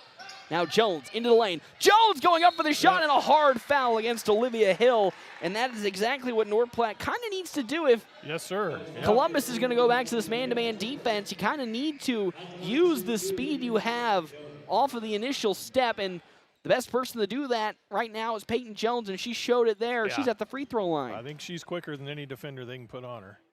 Can she hit her free throws? Very good. Starting off 1 for 1. Again, we talked about if both sides are struggling to score, the importance of free throws greatly increases, and so far for North Platte in their last 3 attempts, 2 for 3. And these are the only points they've scored so far in this quarter. As Jones again. Another one. She has been North Platte's best free throw shooter this season. She's 2 for 2, and it's 26-18 with 43 seconds left to go. Double in this figures quarter. Now for Jones. She I has feel like 11. I think every single game so far this season for Miss Peyton Jones has been in double figures. As Easton Libby now, who subbed in for her sister Sadie Libby, swings to the far side to Kudron. Now to Hill. Hill looking. Hill on the right block, driving in. Olivia Hill cross courts to Betts. Betts fires a shot inside the three-point line. Oh, they're going to call that. Her foot was, in my opinion, inside the line, but it's a three for the side of Aaliyah Betts, her first 3 points, and now with 9 seconds, here comes North Platte. Whirl hands it off to Burke. Burke to Jones. Jones for 3. That looks on target. No, it's off the mark. Fought for, rebounded by Aaliyah Betts, and that is how this third quarter comes to an end. Columbus, in the last second, gets a big bucket, and it's only a 5-point lead for North Platte when we come back here to Columbus on FM 98.1, AM 1410, and video live streaming on our Cedar Room live stream at NorthPlattePost.com. When making important life decisions about your financial future or insurance needs, it's important to work with people you trust. That's why at Farm Bureau Financial Services, we don't rely on algorithms, bots, or auto-generated answers. We get to know you, so we can help you get the right coverage and make smart financial decisions. In North Platte, visit Jay Engel at fbfs.com/find-an-agent. It's your future. Let's protect it. North Platte Post Sports. Welcome back here to Columbus. North Platte leading 26-21 as we enter quarter number 4. Our timeouts are brought to you in part by Kevin McGann and the Fortify Group. Check them out on the one-ways, 621 South Dewey, Suite B, helping North Platte and the surrounding areas for over 50 years. As well as our other sponsors for today's game, Justin Thompson Agency with American Family Insurance, as well as Dave's Place, Al's Lock and Safe, State Farm agent Bobby Holst, Bill Summers, Ford Honda Nissan, and Larry's Glass. North Platte now just leading by a measly 5 points after a big 3 kind of to end that last quarter for Columbus as we enter the fourth. Kudron, right wing, into the paint they go to Hill. Olivia Hill from 5, no good, and it's rebounded by Miss J.C. Fox. Man, J.C. Fox has had a good day today when it comes to her rebounding. Yep. And it's been super important with North Platte struggling to score in this third quarter. Burke, top of the three-point line, picks her dribble up, swings it to Douglas. Ava Franzen is in the game, so they're back to their original starting lineup, North Platte is. Still they go down low to Peyton Jones on the baseline. Back out she goes to Franzen, but picked back up by Jones after the tip away from Hill. Jones got swatted away in the face and now is out of bounds as she's calling for a foul as Elena Kudron just keeps swatting away and I think collecting a little bit of skin from Peyton Jones. No, they're letting them play. And with 6 seconds, North Platte needs to fire in something. Jones with 5 seconds now with time to Burke. She sets up for 3. It's airballed. Fox gets the offensive rebound and a shot clock violation, unfortunately, for North Platte. And that is how that possession comes to an end. Another possession that felt clunky. It did. Forced to take a bad shot there at the end of the shot clock. And unfortunately, our thought process when it comes to the shooting is unfortunately coming to fruition on our House Lock and Safe keys to the game. We talked about how the Dogs shot so well in the first half from beyond the arc. And so far in the second half, I don't think they've hit a single 3. And what does their offense look like when they have been able to hit shots? Not too hot, as there's a shot that's no good. Wide open was the rebound for Callie Cook, but it's off of her arms and into Josie Douglas's. Fox now with the ball. Into the corner, but dribbles back out and fires to Peyton Jones. Jones driving, kicks to Douglas. Jones getting a screen, or now sending a screen for Douglas. Douglas going up for the shot, and another foul will be called, this time against Aaliyah Betts. And I like the aggression that North Platte is doing now when it comes to driving into the paint. Yeah, you know, the third quarter, that was, I think, the only way they scored was three free throws. It was. All their points came from free throws, and all of those came off of drives to the bucket. As Douglas misses, unfortunately, the first, so she's 1 for 3 right now. As Carly Caples checks in, as well as Teresa Cachera. So back to the initial starting lineup now for Columbus with 6:24 left to go in this fourth quarter. Can she at least go 1 for 1? No, she cannot. Oh, J.C. Berg almost got the rebound, but that's a big miss for Josie Douglas. You know, those misses are huge. In a rock fight like this, you need every point you can get. Yeah. Especially when both offenses are struggling as mightily as they have in this second half. Easton Libby, far side pass now to Betts, back to Libby. Dogs still sticking with that zone defense, have not wavered for a single second away from it. Easton Libby on the left wing for 3, that looks good, and it's nothing but net. Again, you cannot leave her wide open like that.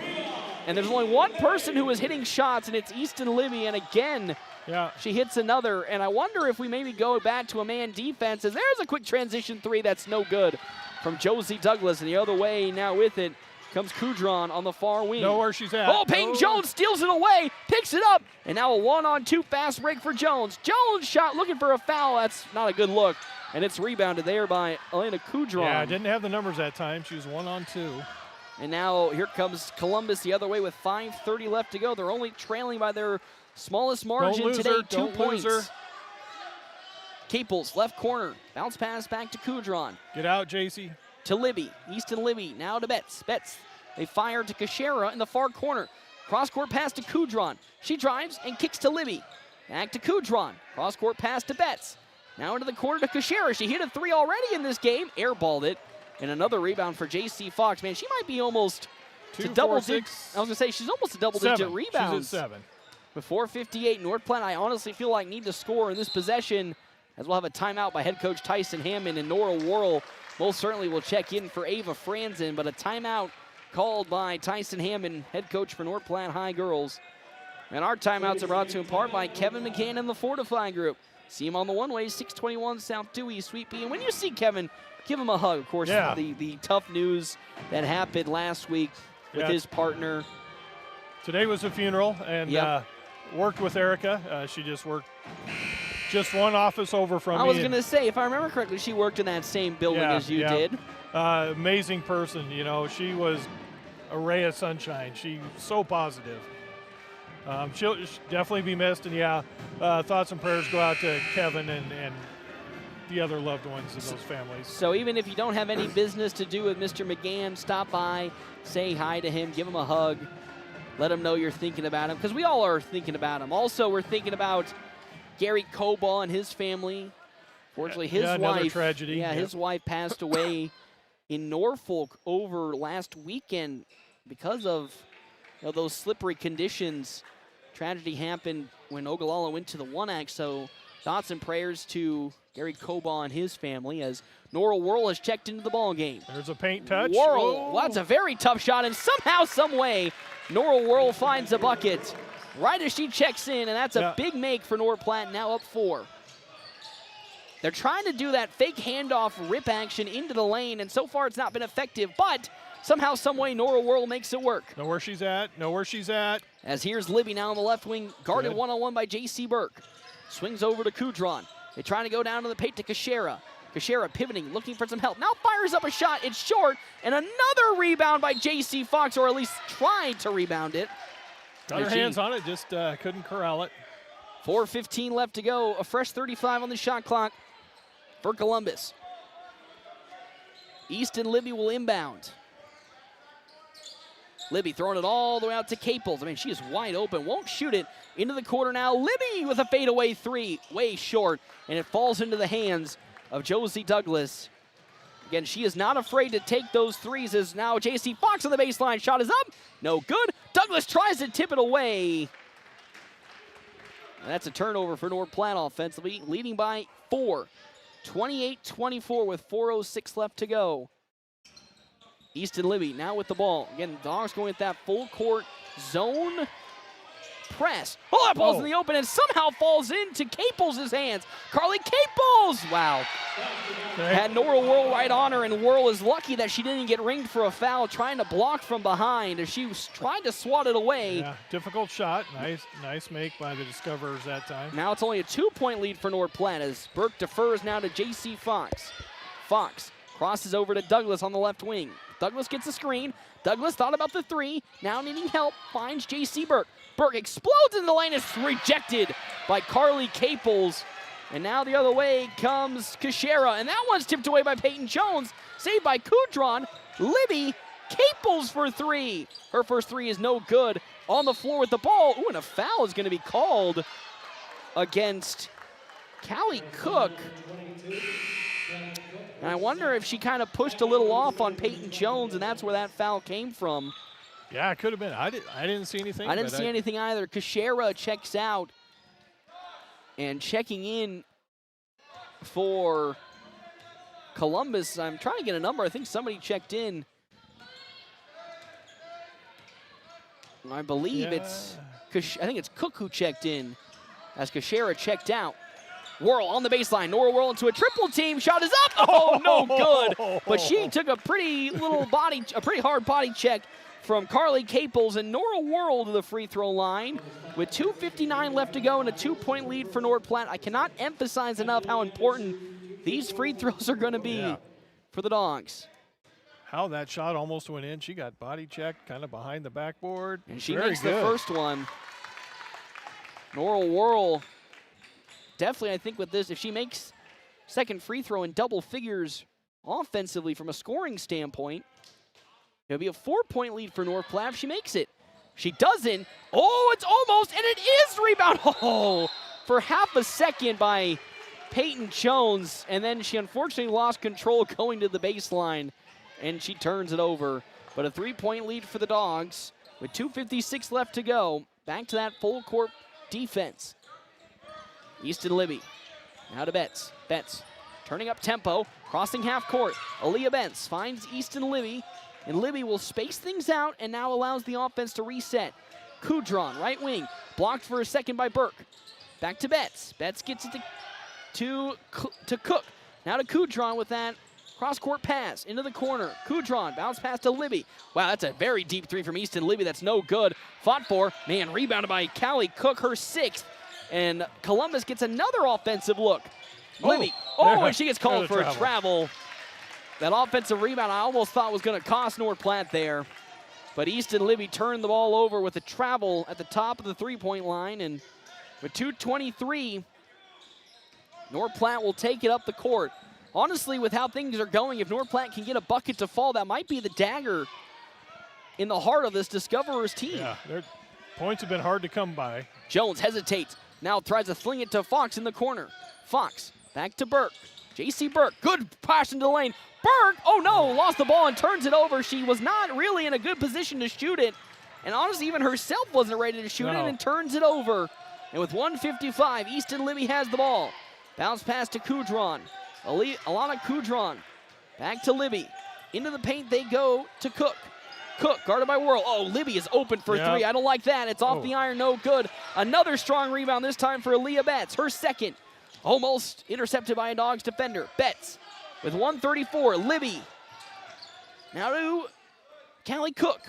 That's going to be stolen away by Peyton Jones, and that's a big steal for North Platte. Yeah, she is having a huge night defensively, Peyton Jones. Peyton Jones really has been that defensive anchor all season and has come up clutch game after game and is proving yet again why she might be the best defender on this North Platte team. Jones, as they pass around the perimeter, gets a screen. Jones fires from inside the three-point line. Yo, it takes a couple of bad bounces, and it's rebounded by Kudron. With a minute left to go, well, she's on the weak side here. Yep, she is wide open, but good. A timeout going to be called by Columbus. Good timeout. I was about to say, that's a lucky timeout for North Platte defensively because Easton Libby was miles open on the perimeter, but it's 29-26. We're talking about Peyton Jones defensively. She's got 3 steals and 3 deflections here so far tonight. My heavens. 29-26 on our State Farm agent Bobby Hull scoreboard. 57.7 seconds left to go. A second game in a row where North Platte has been battling it out to the very end after what was a hot start to this ball game. We felt like they could maybe put the stake into the heart of Columbus early on, has turned into another second half where they are just barely holding on for dear life offensively and lead by 3 with 57.7 seconds left to go. And honestly, we know what Columbus is going to do. And it's what they've done all night. It's just shoot threes from wherever they are on the court. And you need to follow the one person who has only been the deadliest, and that's Easton Libby. She has 9 points right now for Columbus and has been the one that's just been roaming around the perimeter and finding open looks. Dogs only have 6 points in this entire second half, and we're under a minute left to play. Good heavens. And if they somehow pull this game out. Yeah, scoring 3 in the third, and so far only 3 in the fourth. Again, it's not something, I mean, a win is a win, but can't continue to have these performances if you want to, get many wins this season, or at least improve upon last season. Oh, that ball is almost stolen away, and it gets somehow into the hands of Kashera. Kashera, the double team, tipped away by J.C. Burke with 16 seconds. She might have just been able to steal it, but knocks it out of bounds. As with 44.4 seconds left to go in this fourth quarter, 16 on the shot clock for Columbus. Kashera surveys, throws it, tipped away, stolen by Peyton Jones, and she'll step out and slow things down and might get fouled. She's getting fouled by Easton Libby. One more foul to give before the bonus. Columbus at 4 team fouls.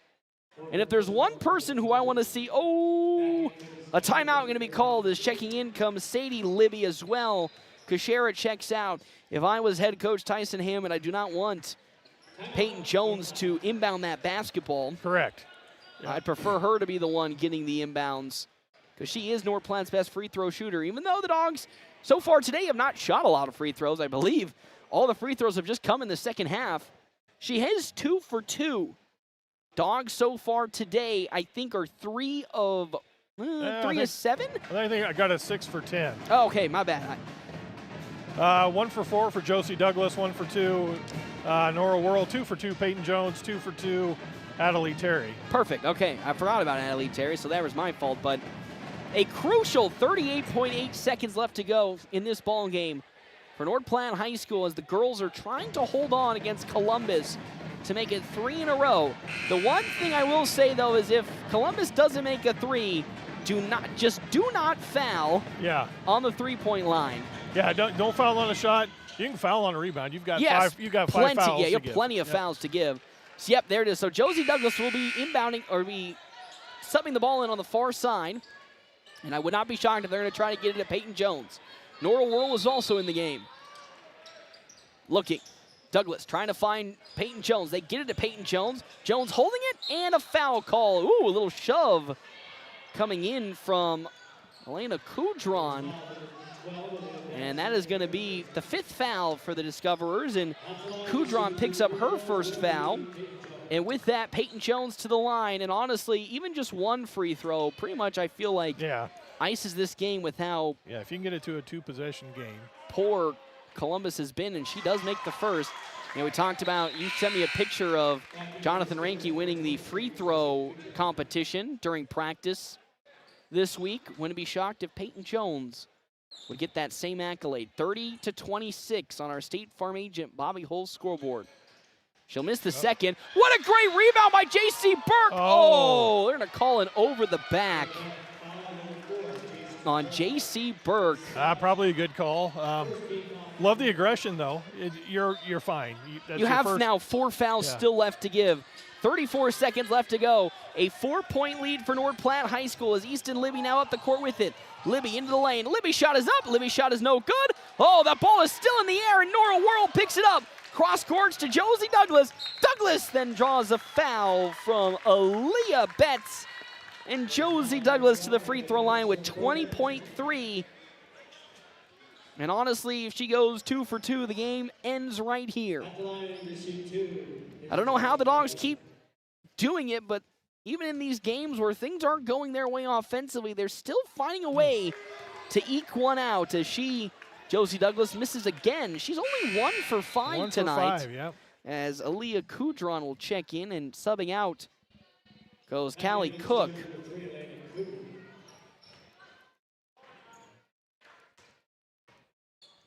Douglas, another one. That time she nails it. It's now a 6-point lead, 31-26. Actually, correction, 5-point lead. Up the court now with the Kashera. Fires to Kudron. On the baseline, Kudron passes to Libby for 3. Off the mark. Rebounded by J.C. Burke, and she gets fouled by Carly Caples. And down the stretch, North Platte continues to find another way to win basketball games. Second foul for Caples. And with that, J.C. Burke to the free throw line for the first time today.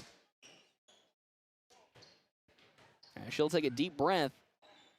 Fire her first. She'll miss it. Ever since we talked about the Dogs going 6 for 10, Peyton Jones has been perfect. And the Dogs have missed everyone since then, as that's no good from Burke. But with 6 seconds, picking her dribble up, Caples shot coming to Easton Libby. In the corner now, Kudron for 3, no good. And somehow, someway, Jeff Smeltzer, North Platte High girls basketball finds another victory in a low-scoring affair as they take down Columbus and the Discoverers 31-26 on the road before this back-to-back game when they take on Norfolk tomorrow. How do they continue to find it? Just win, baby. It's not pretty, but as you know, head coach Jeff Thurman and Coach Brandel also always say, man, a win is a win. And that is now 2 wins in a row that North Platte has won, not shooting the ball particularly well. And we have talked about many a times how we feel like this North Platte team is much better shooters than they appear to be. So for them to continue to eke away with these victories not only has to be at least a positive measure, but good to know that they don't need to be shooting lights out to win basketball games. No, that comes from defense. Good, strong defense by the Dogs all night. They did lose track of Libby on occasion, but you know that was really the only girl that they let hurt them. And even then, if you looked at her shooting percentage, it wasn't strong. No, she didn't have a lights-out performance that just made you go, why is she being left open? But to still come away, again, putting a team to only 26 points is very positive. We'll step aside, though, take a break. When we come back, it will be our Quick Stop post-game show live from Columbus on FM 98.1 and AM 1410. Craving bold flavors and authentic Chinese cuisine? Look no further than Szechuan Famous Foods. From spicy Szechuan classics to mouth-watering dumplings, fresh sushi, their dishes are crafted with the freshest ingredients and traditional recipes. Whether you're dining in or taking out, every bite is a taste of China. Visit Szechuan Famous Foods today, where flavor is always first. Located at 320 Rodeo Road, or order online at SzechuanFamous.com for carryout or delivery. Your taste buds will thank you. Hey, high school students, why wait to start college when you can begin transforming your future for free? Mid-Plains Community College is now offering free tuition for dual credit and early entry classes beginning this fall. Get ahead, save money, and transform your future while in high school. Talk to your high school guidance counselor or visit our website at mpcc.edu. That's mpcc.edu. Students are responsible for all course-related fees and must attend a Nebraska high school or Nebraska homeschool to qualify. We're always open right around the corner. Quick Stop. With your 24-hour convenience store. Fast, friendly, no one gives you more. Gas, food, your favorite drink. Get everything you need in a blink. That's why everybody stops at Quick Stop. We're always open right around the corner. Quick Stop. Looking for a trusted insurance provider with years of experience? Fortify Group is the solution you need. For over 3 decades, we've been serving local farm and ranch customers. But did you know we also provide home, auto, and commercial coverage? As an independent agency, we work with multiple carriers to find you the personalized options and level of protection you need. There's more info at fortifygroup.net. Or stop by and visit with me, Kevin McGann, in our new location at 621 South Dewey in North Platte. And as always, rely on Fortify. Hands of Heartland has offered support and services for those with developmental disabilities in Nebraska since 1998 and is now bringing those services to the North Platte area. Residential services, respite services, community services, and even day services. Hands of Heartland offers a full array of services from 24-hour supports to just a few hours per week. Learn more today online at handsofheartland.com. That's handsofheartland.com. Hands of Heartland, providing creative opportunities to live and grow. This December at Bill Summers Ford Honda Nissan, they're celebrating Merry Miles Ahead with their final drive of 25. Your best chance to wrap up the year in a brand new ride. With powerful trucks to fuel-saving sedans and family-ready SUVs, it's the perfect time to upgrade with incredible year-end savings, flexible financing, and the friendly service you know and trust. They're here to help you enjoy the ride. From their family to yours, they wish you a joyful holiday season and Merry Miles Ahead in 2026. Bill Summers Ford Honda Nissan. Online at billsummers.com. Merry Christmas! We're always open right around the corner. Quick Stop. Save money at the pump at Quick Stop with the Dino Pay app. Dino Pay offers contactless payment using your preferred debit or credit card. The savings add up with 12 cents per gallon and even more on Tuesdays and Thursdays with rollbacks for savings of 15 cents per gallon. Huge savings to Sinclair Dino Pay, saving you at the pump. Don't forget Frazzle Gourmet Slushes and For Real Shakes and Smoothies. Gourmet coffee at everyday low prices on your favorite beers. Quick Stop. It's the Quick Stop post-game wrap-up. Quick Stop never closes, with 24 locations open 24 hours a day.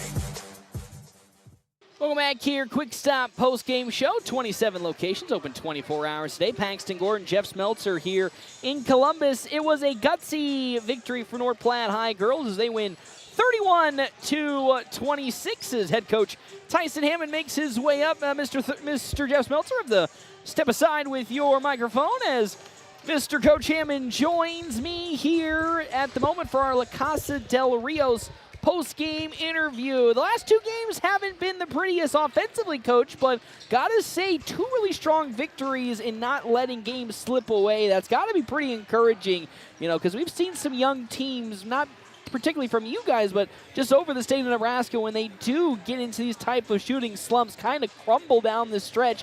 But your team defensively stood up once again tonight and helped secure your 3rd victory in a row. Yeah, I was really proud of how tough we played in the second half. It was a tough physical game. You know, the refs let both teams play, which is a good thing. It's way more fun to watch a game be played than it is to have kids sit. And I thought they did a good job calling the game. It was physical, but I was really proud of our toughness and our desire to compete defensively and rebound. We said at halftime that was going to be the name of the game. Obviously, we need to make some shots and be a little bit more efficient on offense. But if we can play great defense and rebound, we're going to have to live with that part of it because that's where we always start. Yeah, I was going to say, you know, for many years, the defense, of course, has always been the staple of this program. So to see it be so ferocious and tenacious right off the rip, not only from the bigs, but from the guard position and wing position as well. It's really is difficult for teams to jumpstart offenses, whether it be to get paint touches or just pass around the perimeter outside of just chucking it halfway across the court to somebody, just because your team has so much length and athleticism. It's got to feel good to know that you already have that in the bag and can go to it whenever you need to early on in the season. Yeah, it's part of what we got to keep getting better at defensively too, is we got to talk better at times. We get stuck ball watching a little bit once in a while, but those are the things that we have to get better at. We told the girls before the game, we've had 25 practices now and only played 3 games. It's time to play games. We need to play games because practice reps prepare you to play, but game reps are what teach you what you need to learn. And, we need game reps right now, and I thought we did a good job of being able to adjust throughout the game. And again, just be tough. You got to close out to people even when you get tired. You got to stay in front of people and guard the ball. And then you have to challenge shots and go rebound. And I thought we did a great job of that in the second half. Yeah, the second half was much cleaner when it comes to those rebounds and not really allowing Columbus to get those open looks. And, of course, if you remember, guys, last week, no game on Saturday, of course, due to that weather. How much did that, as you said, just in terms of game action, maybe throw a little bit of a wrench in your rhythm? Just because you got all prepped to go for a game, you come back super, super late off of that Alliance game. Was it kind of maybe a little bit of a blessing in disguise to have a couple extra days of rest, or at least to not have to wake up so early in the morning for that Hastings game? Or you continue to say, as you said earlier, you rather prefer just to get game reps in than more days off? Yeah, we really do need games right now. Like we've had about half of our practices for the year and only played now 4 games. So. But here in a month, we'll be wishing we had more practice. I was just about to say, it'll turn quickly. Yeah, it goes both ways. So, but no, we need to play games. But no matter what it is, we said it from the start, we're going to have so much to learn. We're a young team, a lot of new people learning new things. We got to execute better on offense. We really do. Whether it's a set play or just sharper cuts and making the ball move a little bit better, we have to execute a little bit better. I thought we did a good job early on offensively of taking and making open shots. They kind of came out and sagged off of us a little bit, and we shot the ball really well and got them out of what they were trying to do. But we also kind of fell in love with just being able to be open. And then when we weren't just able to be open, we never did find as good a rhythm as we probably needed to. But, again, we'll learn lessons all season long.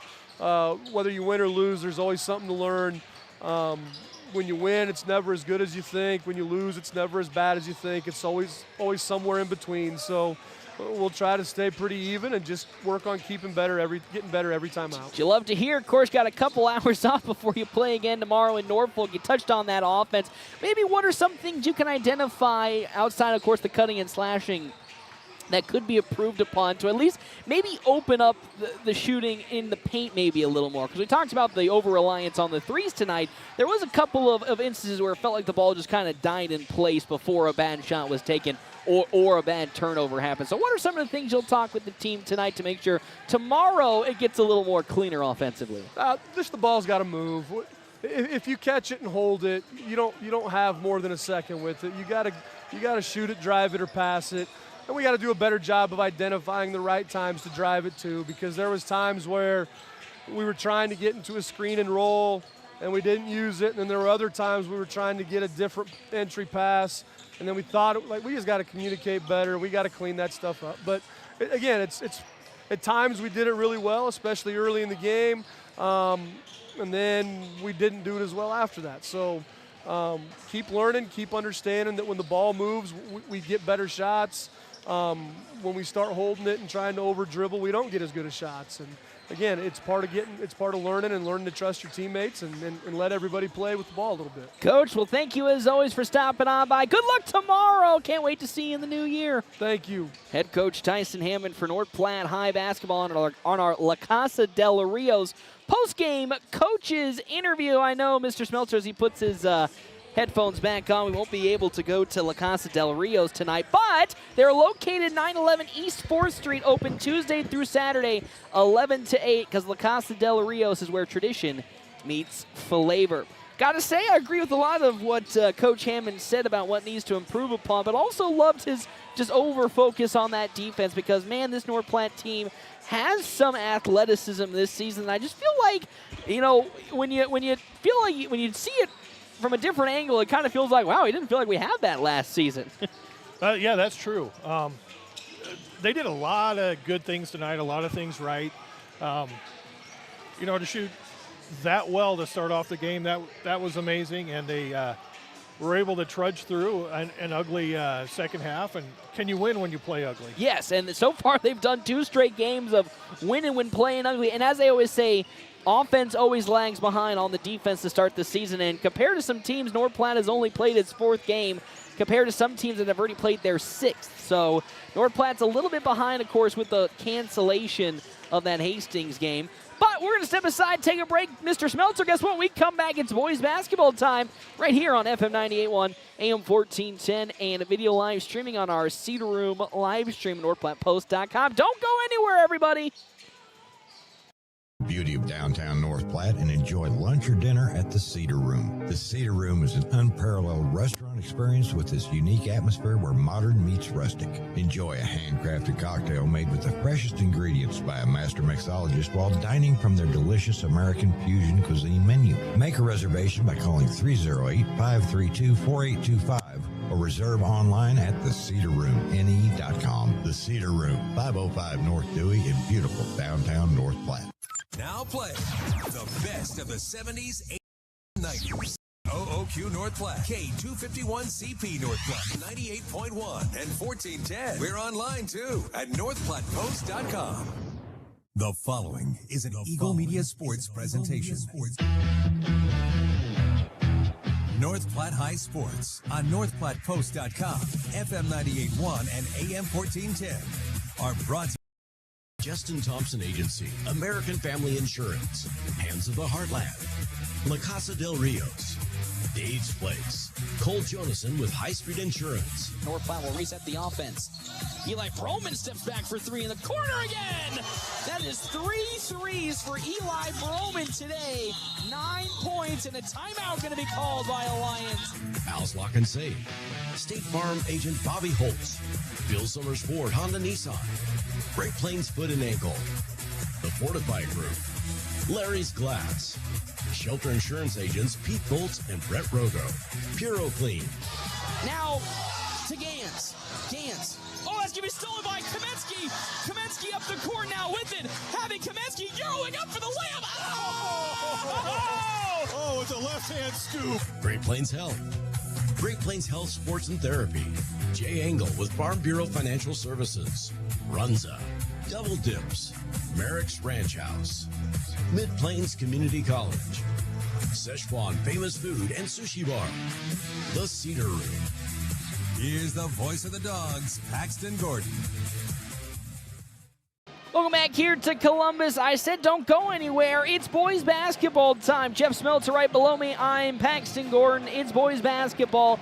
North Platte High currently at the moment here 2-1 on the season compared to Columbus, who's 3-3. Jeff Smeltzer, was a gutsy victory for the Dogs last Friday, and it was a spectacular performance nonetheless. Yeah, it was. I'm sorry. I'm trying to check the roster here. I had to go to Max Preps. Yeah, the best game the Bulldogs have played all year. That was solid offense, solid defense. Nobody had a clunker of a game. It was solid all the way around.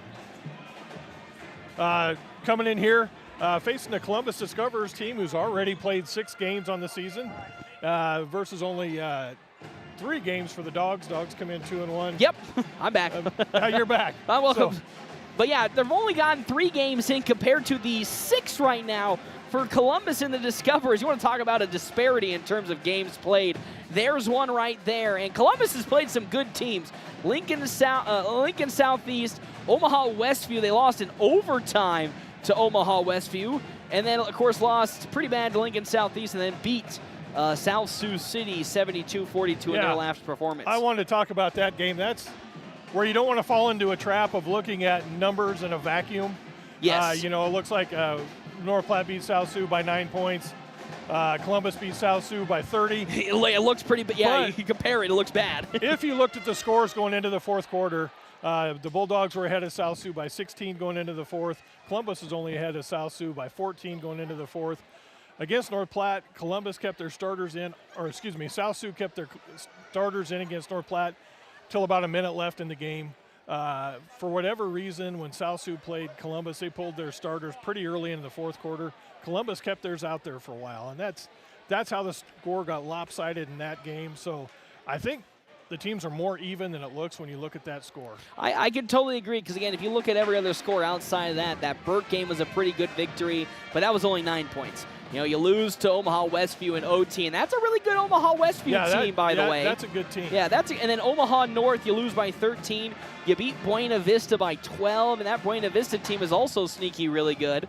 And then, of course, you get blown out by Lincoln Southeast and then win against South Sioux City. So this Columbus team is kind of like it's a roller coaster sometimes. They look really good in some aspects, and then sometimes they look just like that South Sioux City game where offensively in the first half it wasn't too spectacular. And that comes off, though, it leads me into North Platte High, who is coming off of a really strong victory against Alliance, where I think, hands down, that was the best game start to finish from this team in the past 2 seasons, I think, bar none. Yeah, and that's a tough place to play when you have the student section standing right on the edge of the stage, the cheerleaders almost on the court. It's also a long travel. It's a 3-hour travel for a game that's in a different time zone. So honestly, there was a lot of things kind of going against North Platte High School leading into that game. And for them and also Jonathan Reinke, who has been North Platte's best scorer this whole season, started that game off with 2 fouls 50 seconds into the game. Oh, yeah. So you kind of sat there and were just like, oh boy, this might be the first stinker outside of that Norfolk game. But the Dogs really held their own. Reed O'Brien came in and he looked spectacular. Harper Whitney locked down when he came in. Sam Euling really locked down Espen Lonick, and who was their best scorer for Alliance. And North Platte, when Reinke came back in, just were humming from start to finish, not only offensively but defensively as well. Yeah, and guys that are finding their roles. Sam Euling, big shout out to him. He's become the stopper on the team. His role is going to be take on the best offensive player from your opponent, and he's going to lock him down. Jared Smeltzer found his role at point. 0 turnovers last week. I was going to say, is that the first game of young Smeltzer's career here at North Platte High that he hasn't had a turnover? I believe that is correct. I think the best thing about that is he didn't do some of the things that make us a little frustrated with Jared Smeltzer. He didn't do anything flashy. He just kept to what was open, and he saw it perfectly on time and was able to feed so many Bulldog players for easy buckets. Yeah, and players finished. Yes. There was solid scoring, balanced scoring all the way around. Is Caleb Odell going to go 5 for 8 from the 3-point line again? Probably not. I hope so, but it'd be nice. Statistically, the odds are against it, but I hope he does. But if he hits 3, even if he hits 3 in that game, I think those are pretty big. Those are 3 pretty big threes already, and that's exactly what this sometimes team needs, is that electric scorer to kind of come in and relieve Jonathan Reinke, because we know at this point what Johnny's going to be getting, and it's almost a double-double every single game. It's just trying to find those guys to kind of come along with him and play at their own pace and find their own production, and that's why that Alliance victory was so important, because it wasn't just Johnny having a great game. It was actually everybody from top of the roster to bottom of the roster putting their best foot forward and defeating an Alliance team right now that, yes, maybe record-wise isn't looking too hot, but honestly, that is a really, really good team. Yeah, they've won their next 2 games after they played North Platte. We played them with a full roster. They didn't have the big guy for their first couple games. He was back in that game. And he was back in that game, and he looked really good. So now that was a really good victory. Let's see if we can make it 3 in a row. And now, again, just like that Alliance game, this Columbus game offers a different, again, forte to the mold once more. Columbus is a very athletic team, but their bigs are also athletic. Of course, Barrett Brown being one of them, as well as Gavin Anderson, the second leading scorer on Columbus right now. Anderson averaging 12.5 points per game, just behind sophomore Jackson Vazicek, who is leading the way with 15 points. And we talked last year about that Columbus squad when we were in the district games, who was going to be the difference maker once all those seniors left, and we already see it already between both sophomores, Anderson and Vazicek. Yeah, which one, who's number 23? That is Barrett Brown. Okay. He's a good outside shooter. He is also scoring 9 points a game. Remember watching it in the games that I watched, the orange shoes. I remember his orange shoes stood out. He can hit threes. Number 2, Vazicek is pretty good inside, and I think he can go outside a little bit as well. Yeah, don't let his size fool you in terms of if he's only a guy that stands in the paint. He is the big man that can pull it out to the perimeter, and that's going to be an interesting matchup because with two big guys like Brown and Anderson, who most certainly are going to be getting the start, where is North Platte going to play where and who's going to play who as we get to the national anthem? I'll jump more into that conversation here when we come back on our course quick stop pregame show. 27 locations open 24 hours a day.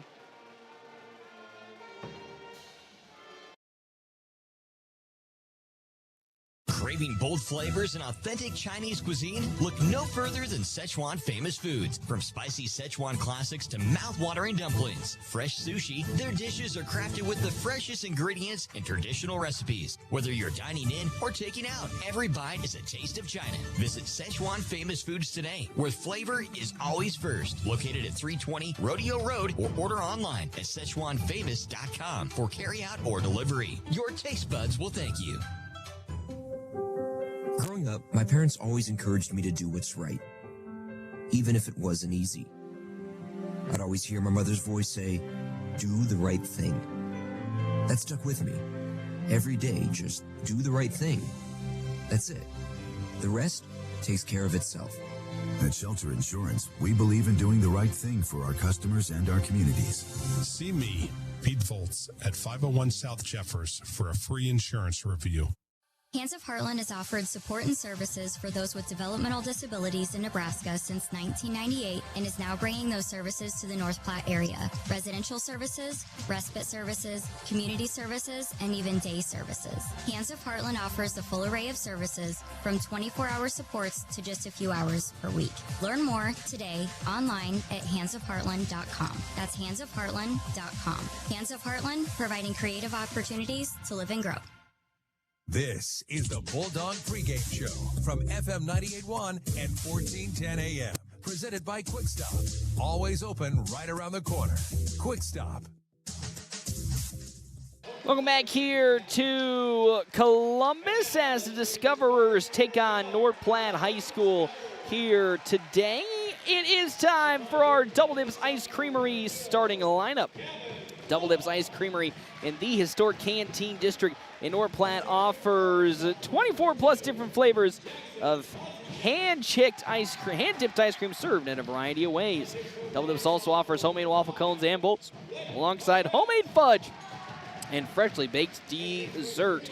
Gavin Blowbaum gets to start alongside Jackson Vazicek, Blake Barnett, Gavin Anderson, and Barrett Brown for the side of Columbus. For North Platte High School, the same you've seen for a while. Logan Hayes, the junior. Sam Euling, the senior. Jake Kincaid, the junior. Jarrett Smeltzer, the junior. And then Jonathan Rinke gets the start for North Platte today. I talked earlier, Jeff Smeltzer, about the height that Columbus possesses. It's going to be interesting to see how the Dogs will match up. If Jake Kincaid's going to sit more on Gavin Anderson and they throw Jonathan Rinke on Barrett Brown, or are they going to continue to switch things up all throughout the game?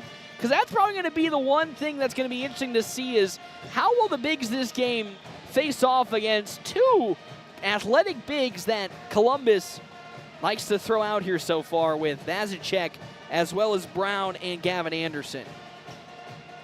As I have him muted. Now he can go. Sorry. Here we are. As Vazicek wins the tip, and here comes Columbus to start things off. I mean, this is a very scary Discoverer squad. They are really, really tall. They are really, big, really athletic. And again, as you said, sometimes the stats are a little deceiving, and we didn't even make it 15 into the game before Jonathan Rinke unfortunately picks up his first foul. We don't want a replay of last Friday night. And honestly, the problem in this game, if that happens again, is, you know, Alliance didn't really have much height outside of Jackson Guerrera. The problem is Columbus has it in droves. Yeah. As the ball gets into Blowbaum. Now on the far side, guarded by Jarrett Smeltzer. He drives into the paint, kicks. Wide open three for Gavin Anderson, and he starts things off for Columbus with a three. That started with getting beat off a dribble drive, and he was able to kick it out to an open three-point shooter. And now here comes North Platte the other way. Jarrett Smeltzer, swing pass to Logan Hayes. Hayes hesitates, guarded one-on-one by Blake Barnett.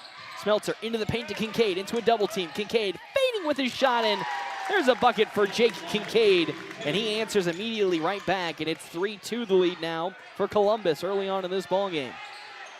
As Gavin Blowbaum now guarded one-on-one by Logan Hayes, gets a screen. Now they'll fire into the corner. Driving in comes Brown. Brown to Gavin Anderson, who steps back to Vazicek. Drives on Renke, kicks to the corner. Another three for Barrett Brown. And Barrett Brown picks up another one. And now it is 6-2. That's two quick threes for the side of Columbus, and they lead 6-2. Bounce pass now open. Ewing to Smeltzer. He'll pull up for three. That's short, and it's going to be rebounded by Gavin Anderson. The first for Anderson off the front rim. As Brown in the paint kicks back out to Barnett. Barnett to Anderson. Anderson one-on-one. Somehow gets it to Vazicek, who drives on Renke, and it's an easy bucket for Jackson Vazicek. He's got his first two, and it's now 8-2 the lead for Columbus. And that's going to be a tough matchup all night. Vazicek is into the lane, goes Smeltzer to Logan Hayes, into a double team, and he gets collided with by Gavin Blowbaum. I mean, Blowbaum just barrels into Logan Hayes. And that's the first foul today for Columbus as a team and for Blowbaum. 8-2 with 6:07 left to go on our State Farm agent Bobby Hull scoreboard as Jonathan Renke will inbound the ball. Renke, patience, surveying, finds Smeltzer on the baseline, but he'll pass it out to Kincaid. Smeltzer, wide open corner three. He misses it, fought for, and it's rebounded by Gavin Anderson. Anderson's first off rebound. Back iron. He's had two good looks for threes, just haven't made him fall. As Blowbaum picking his dribble up, tipped away by Sam Ewing. And now the other way, Columbus will try again. In the corner to Vazicek. Bounce pass down low to Anderson. Back out to Vazicek for three. Another bucket. I don't think Columbus has missed a shot so far, and it's Jackson Vazicek. Just keep doing what you're doing, dogs. Say with another bucket, that's his 5th point. His first three is Caleb Odell. Quickly will look to check in as there's two quick fouls for Gavin Blowbaum. As he'll be subbed out. Subbing in Grady Gillespie as well as Caleb Odell as Smeltzer checks out. Odell checks in and Gillespie checks in for Blowbaum. An 11-2 lead for Columbus on our State Farm agent Bobby Hull scoreboard as the inbound gets to Jonathan Renke. Oh, that one's going to go all the way into the backcourt, and that's an over and back as it's out of the hands of Jake Kincaid. Not a good start for North Platte here in this ball game after a electric start against Alliance. Shades early on of the disaster. Unfortunately, that was Norfolk. Yeah. Just minus the turnovers. 11-2. Barnett to a three from Vazicek. There's the first miss today, and it's easily rebounded by Gavin Anderson. Anderson going up and under. He misses the shot, but it's a foul for Jake Kincaid. An offensive rebound for Gavin Anderson leads to a foul, and now to the line, Gavin Anderson goes. That's the first foul for Jake Kincaid tonight. An 11-2 lead for Columbus as Anderson, first free throw is short. He's 0 for 1. As we talked about with the girls' game, those offensive rebounds lead to second chance opportunities, and most likely those second chance opportunities will come with fouls. As the second free throw for Anderson, off again, and it's rebounded by Jake Kincaid. 0 for 2 from Gavin Anderson. As Hayes on the right wing to Odell in the corner. He was doubled. They'll quickly pass it back to Hayes. Now Odell, quick trigger three for the youngster. And you put him in a corner and he will make magic happen. First three for Caleb Odell in today's game, and that's a big offensive spark for North Platte. Vazicek bullying down Jonathan Renke. Good defense from Renke. Trying to get the rebound. Kincaid grabs it, and that's exactly what Renke needed to do. Vazicek was bullying into him, but Renke with good positioning. He'll float up a tough shot and gets it in transition. That was difficult, and he makes it. And now North Platte going on a run of their own, trailing 11-7 now. as Anderson on Kincaid, trying to go baseline, picking up his dribble, and swings around the perimeter. Gillespie, the corner now to Barnett for three, no good. And Jonathan Reinke picks up a rebound. And the other way comes North Platte with 4:09 left to go on our State Farm agent, Bobby Hull's scoreboard. Odell, bounce pass to the paint. Kincaid with it now. Backing down, Gavin Anderson has to pick his dribble up. Reinke, right side three, no good. And that's a rebound for Barrett Brown, his first. And now up the court, Anderson. Anderson's tough shot, no, off the iron. He collects his own miss, and he goes right back up with it with a foul. That's two on Jake Kincaid, and Gavin Anderson again, not only getting the rebound, but also drawing a foul. And now because of that, Jarrett Smeltzer is going to have to check in. Also checking in, Thomas Dabo. As Smeltzer checks in for Kincaid, and North Platte will go a little small now against this Columbus team with going to the bench, Barrett Brown. Well, Columbus went small as well, so that's not the end of the world. That's fortunate. The Dishman substitution strikes again. Yeah. It's 13-7, make it 14-7 following the made free throw from Gavin Anderson. And really, again, what killed North Platte was just that second chance rebound. A three from Odell, another one. There we go. After what was a kind of sluggish start to the season for Caleb Odell in the Norfolk game, he has really come alive in these last two. That's another three for Odell. Maybe he can go 5 for 80. I was going to say, you want to test those waters, Jeff Smeltzer? As now Adabo swings to an open three from Gillespie off the mark. And Sam Euling with the rebound. And there's a foul on the floor. I think that's going to go against Adabo. Oh, no, that's Smeltzer. No, that's against Jarrett Smeltzer. That's quite an interesting. Oh, he was blocking out anyway.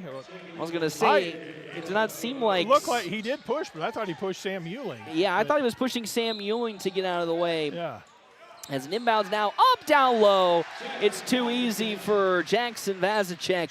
He's got 7 points, and it's 16-10 now, the lead for Columbus. Vazicek just getting everything he wants right now when he gets the ball in his hand. Euling going baseline now into a double team. Euling picking his dribble up, needing help. Finds Smeltzer on the right wing with 19 on the shot clock. Smeltzer crossing over now and getting a screen from Euling. Smeltzer to Logan Hayes. Hayes with some patience. Crossing over into a double team again. Hayes. Oh, he had an opening there. Yep. Now Euling with 5 seconds Three. on Vazicek to one. Jonathan Reinke with one, and that's a shot clock violation for North Platte as Columbus smothers the Dogs. The gym getting very, very loud, and North Platte, unfortunately, a little flustered, couldn't find anything offensively as Anderson checks out. Barrett Brown is going to check in. A 6-point lead for Columbus. And this is where the trouble will start to begin maybe a little bit for North Platte with Jake Kincaid. 2 big fouls already in this first quarter against a big lineup like Columbus. Vazicek. Oh, man, Barnett wide open for three. No good. Reinke collects the rebound over Adabo. And now the other way comes Caleb Odell and North Platte's offense. Odell picking his dribble up, throwing it all the way out to Jonathan Reinke. Thought about a baseline pass, but now we'll hand it right back off to Odell. He thought about the three. Smeltzer now with it. Smeltzer, quick bounce pass to Reinke. 18 on the shot clock. Reinke into the paint. Reinke shot is up. It's short. Oh, ball is still on the floor, and it's picked up by Barrett Brown. Boy. Some big contact. I'll say a lot of contact that time. Refs letting them play today. Brown thought about the three, and now the offense sets up. Vazicek, right wing, down low into the paint to Barnett. Good defense from Sam Euling. Vazicek lost the ball for a second, and we'll have a substitution. Harper Whitney looking to check in for North Platte as a big bucket from Vazicek with a lot of contact from Jonathan Reinke. Yeah. Boy, we're playing some basketball today, Jeff Smeltzer. Yeah, they're letting them play like junior college ball. They're I was letting just them get about physical. to say. And now Odell stepping very far out with it to Smeltzer. Smeltzer hands it off to Euling. Euling to Reinke. Reinke into a double team. Now looking for some help to Logan Hayes. Hayes hesitates, hands it off to Smeltzer. Oh. 12 on the shot clock. Smeltzer lost the basketball, but go. a foul will be called. I believe Barrett Brown will be the recipient of that. Tripped him up. I was going to say, actually, that might be Thomas Adabo. So back to the big lineup, or another big comes in, Gavin Anderson, as well as Grady Gillespie. And Harper's going to have to play big here. He's going to have to. Yeah, Sam Euling will check out for a minute, I would assume, and then Harper Whitney checks in. A lob pass up to Ranky. Not a good initiation to the offense as Brown steals it away. A turnover for North Platte off the inbounds. They trail by 8. And Reed O'Brien now will check in for the Dogs. Brown into a cutting and a Dabo wide open. I mean, he had plenty of space to operate that offense, and it's now a 10-point lead for Columbus. Smeltzer now into the far corner, picking his dribble up. Somehow gets it to Harper Whitney. A bounce pass to Logan Hayes. And North Platte can initiate with 30 seconds. Hayes into the lane, but a foul call. That's Barrett Brown. One-on-one with Logan Hayes will foul. As here comes Reed O'Brien for Jarrett Smeltzer.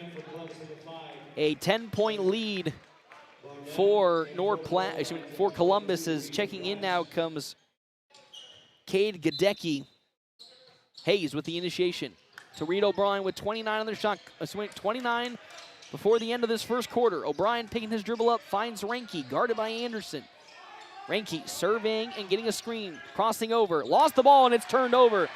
Gadecki going cold court as that's a trip up from Harper Whitney, and Gadecki gets a wide open bucket. Unfortunately for Harper Whitney, he tripped right behind Gadecki. And with 5 seconds, here comes Logan Hayes.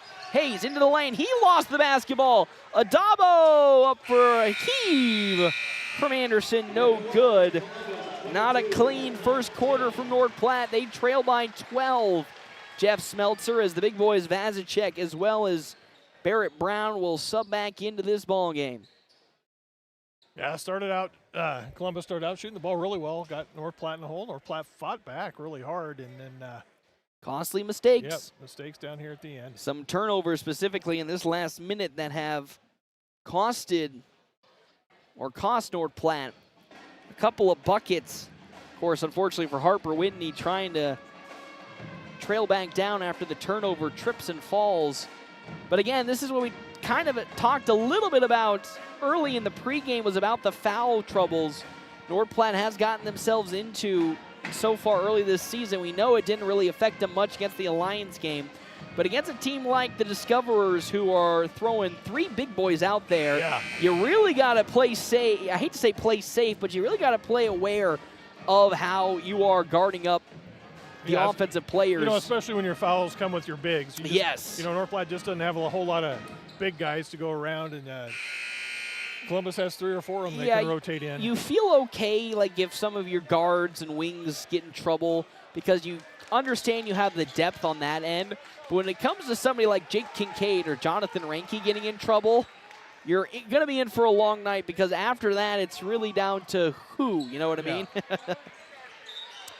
As here we start the second quarter, North Platte trailing by 12, 22-10. On our State Farm agent, Bobby Hull scoreboard, as Ranky driving in on Gavin Anderson to start this quarter, and that is some bully ball that Jonathan Ranky has added to his game this season. As Jake Kincaid now will check in with his 2 fouls, as well as Caleb Odell. Barnett into the lane, all too easy. Blake Barnett has another bucket. Actually, Kirsten, that is his first bucket today, but another Discoverer point. It's a 12-point lead. Can't trail the Cutters on that. No. And again, Columbus deceptively fast as Ranky quick pull-up 3. It's in, and now Jonathan Ranky starting to find a rhythm. It's only a 9-point lead for Columbus now. Into the paint to Anderson, guarded by Reed O'Brien. Anderson, it's another bucket. Boy, we are just scoring at a feverish pace right now. Gavin Anderson has 8 points, and it's now an 11-point lead back in the favor of Columbus. As Hayes hands it off to Harper Whitney. Whitney trying to hand it off again. Somehow it gets to Logan Hayes, and Jonathan Ranky finds the ball with 20 seconds left on the shot clock. Hayes switched on to by Anderson, tapped away. Hayes will try again, into the lane. Kicks out to Sam Euling. He'll pull up a straightaway 3. It's a bit short, and it's out of bounds. Last touch by Vazicek. And North Platte will keep it, and the substitutions. Odell and Kincaid check in for Whitney and Reed O'Brien. And now we really, again, as you said, got to play patient with Jake Kincaid, just because he's got those 2 fouls. He needs to be aware of that. Ranky one-on-one with Brown. Ranky, difficult shot, and Jonathan Ranky. Man. Nice move. He makes some of the craziest shots with a man with a hand in his face, and it's now back to a 9-point lead. That goes out of bounds. Last touched by Logan Hayes. 26-17 on our State Farm agent Bobby Hull scoreboard. We meet you where you're at and help you get to where you want to be. Stay down, Jake. You watch that lob to 21. That is an inbounds. That Columbus can do with 6:24 left to go. Barnett with the inbounds. Blowbaum with his 2 fouls to sub back into the game as well. Vozicek guarded one-on-one by Kincaid. That might be a little bit of a mismatch with 2 fouls. Oh, ball's in the air, stripped away. Sam Hewlin got his hand on it. And now Logan Hayes the other way to Kincaid, to one. Jonathan Ranke open 3. It's way short, and it's rebounded by Blake Barnett. As Blowbaum now, cross-court pass to Vozicek. Barnett with it. Barnett one-on-one with Logan Hayes to Blowbaum. He picks his dribble up. Back out to Brown, deep 3. No, off the mark. Rebounded by Blowbaum. And tipped again. Blowbaum gets another rebound. That's 2 in a row. And Logan Hayes keeps it alive into the hands of Anderson, who misses the layup. And Jonathan Ranke collects it. Whoo, boy, man, what a last couple of possessions that was underneath the basket. Odell, corner 3 open. No, Ranke collects the miss, trying to keep the ball alive in a double team, needing some help, and a foul called against Gavin Anderson. The first for Anderson. And North Platte will have an inbounds on the baseline with Logan Hayes. All right, dogs, let's get something here. Getting very chippy out there right now between these two teams with 5:27 left to go. Hayes with the inbounds. First team foul this second quarter for Columbus, leading 26-17. Ranke pulls up again for 3. No good, and it's Barnett. He'll collect his second rebound of today's game. Throwing it all the way up court as Kincaid gets in the way of that with Gavin Anderson. Good deflection that time by Jake. Anderson had a little bit of a step, but Kincaid able to tip it away with 5:18. Barrett Brown on the baseline underneath the basket will inbound for Columbus. Quick pass to Anderson. Blowbaum with it into the corner to Brown again. One-on-one with Sam Hewlin. Blowbaum travels, and he gets right past Caleb Odell. And that's a matchup we need to watch a little bit more of. Odell just getting a little bit more in front of Blowbaum, because that's another possession where Blowbaum just accelerates so quickly into the lane and almost gets a bucket. With 5 minutes left to go in this first half, North Platte trailing by 9, trying to find the offense to get back in this game. Hayes around the perimeter, guarded by Vozicek, out to Odell. Now Hewlin. Hewlin avoids the screen, slings it to Ranke. Ranke to Kincaid with 10 seconds. Kincaid with 7 seconds, needing some help. 5 to Logan Hayes. In some trouble, down low they go, and out of bounds. Last touched by Sam Hewlin. Another offensive possession where the ball just kind of dies. The ball picked up somehow by Gavin Anderson. One-on-one with Ranke to Vozicek. Vozicek blocked by Jonathan Ranke. Good defensive recovery for Ranke. Hayes with some speed, steps back on the perimeter to Odell. Ranke wide open into the corner. Oh, Hewlin dropped the ball, and North Platte will have to reset with the offense. Oh, good hesitation. Jonathan Ranke, yes!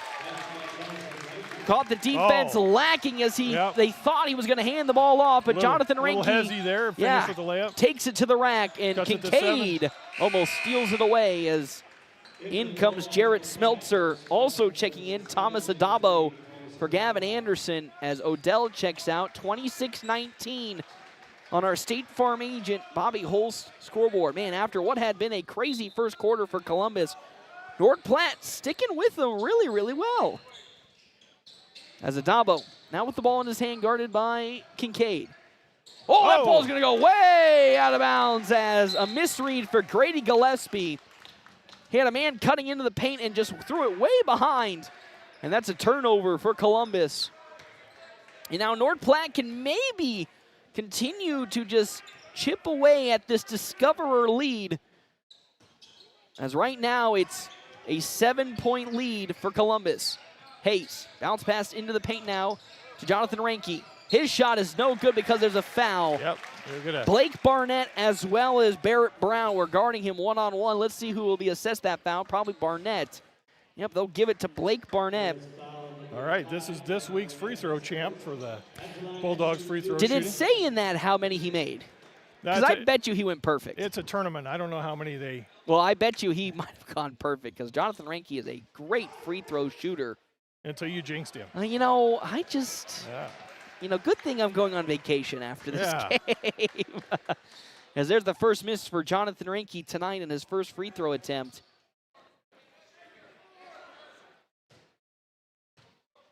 Lines up for his second. Oh, no. He misses both of them, and that's an oddity as Jonathan Reinke again, the Dogs' best free throw shooter as that's off of Vozicek. That might have been off of Euling, but a mistake for Columbus as Vozicek had it go through his hands. And Nordplatte now takes over. Man, if only, I hate to be that guy, but if Jonathan Reinke made those 2 free throws, this might be a big point swing for Nordplatte after another costly turnover. As checking in for Columbus, Gavin Anderson as Barrett Brown goes to the bench. Hayes, jab steps, now fires to Euling. Euling, guarded by Adabo. Quick passes to Jonathan Reinke.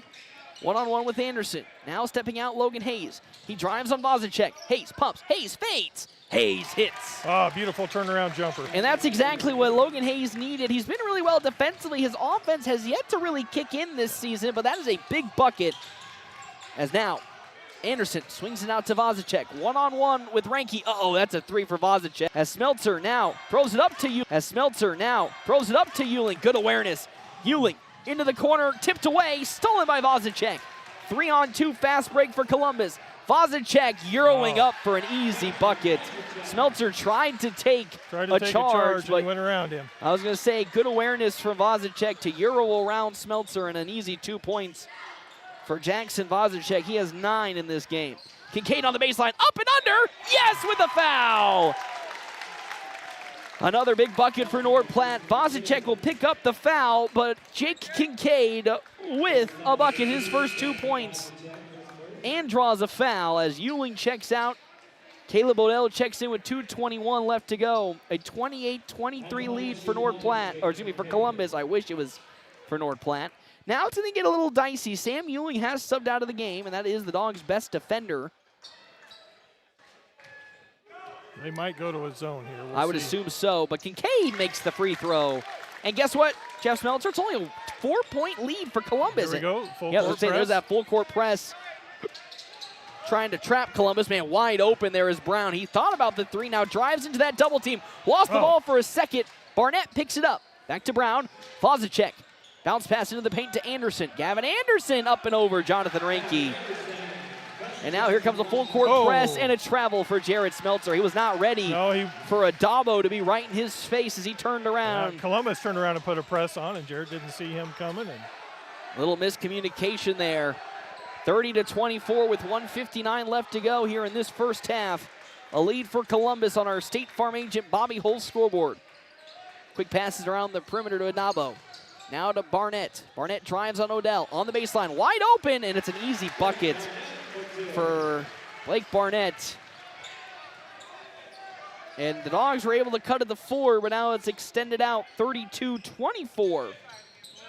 Reinke guarded one-on-one by Anderson, backing down into a double team. Needs some help.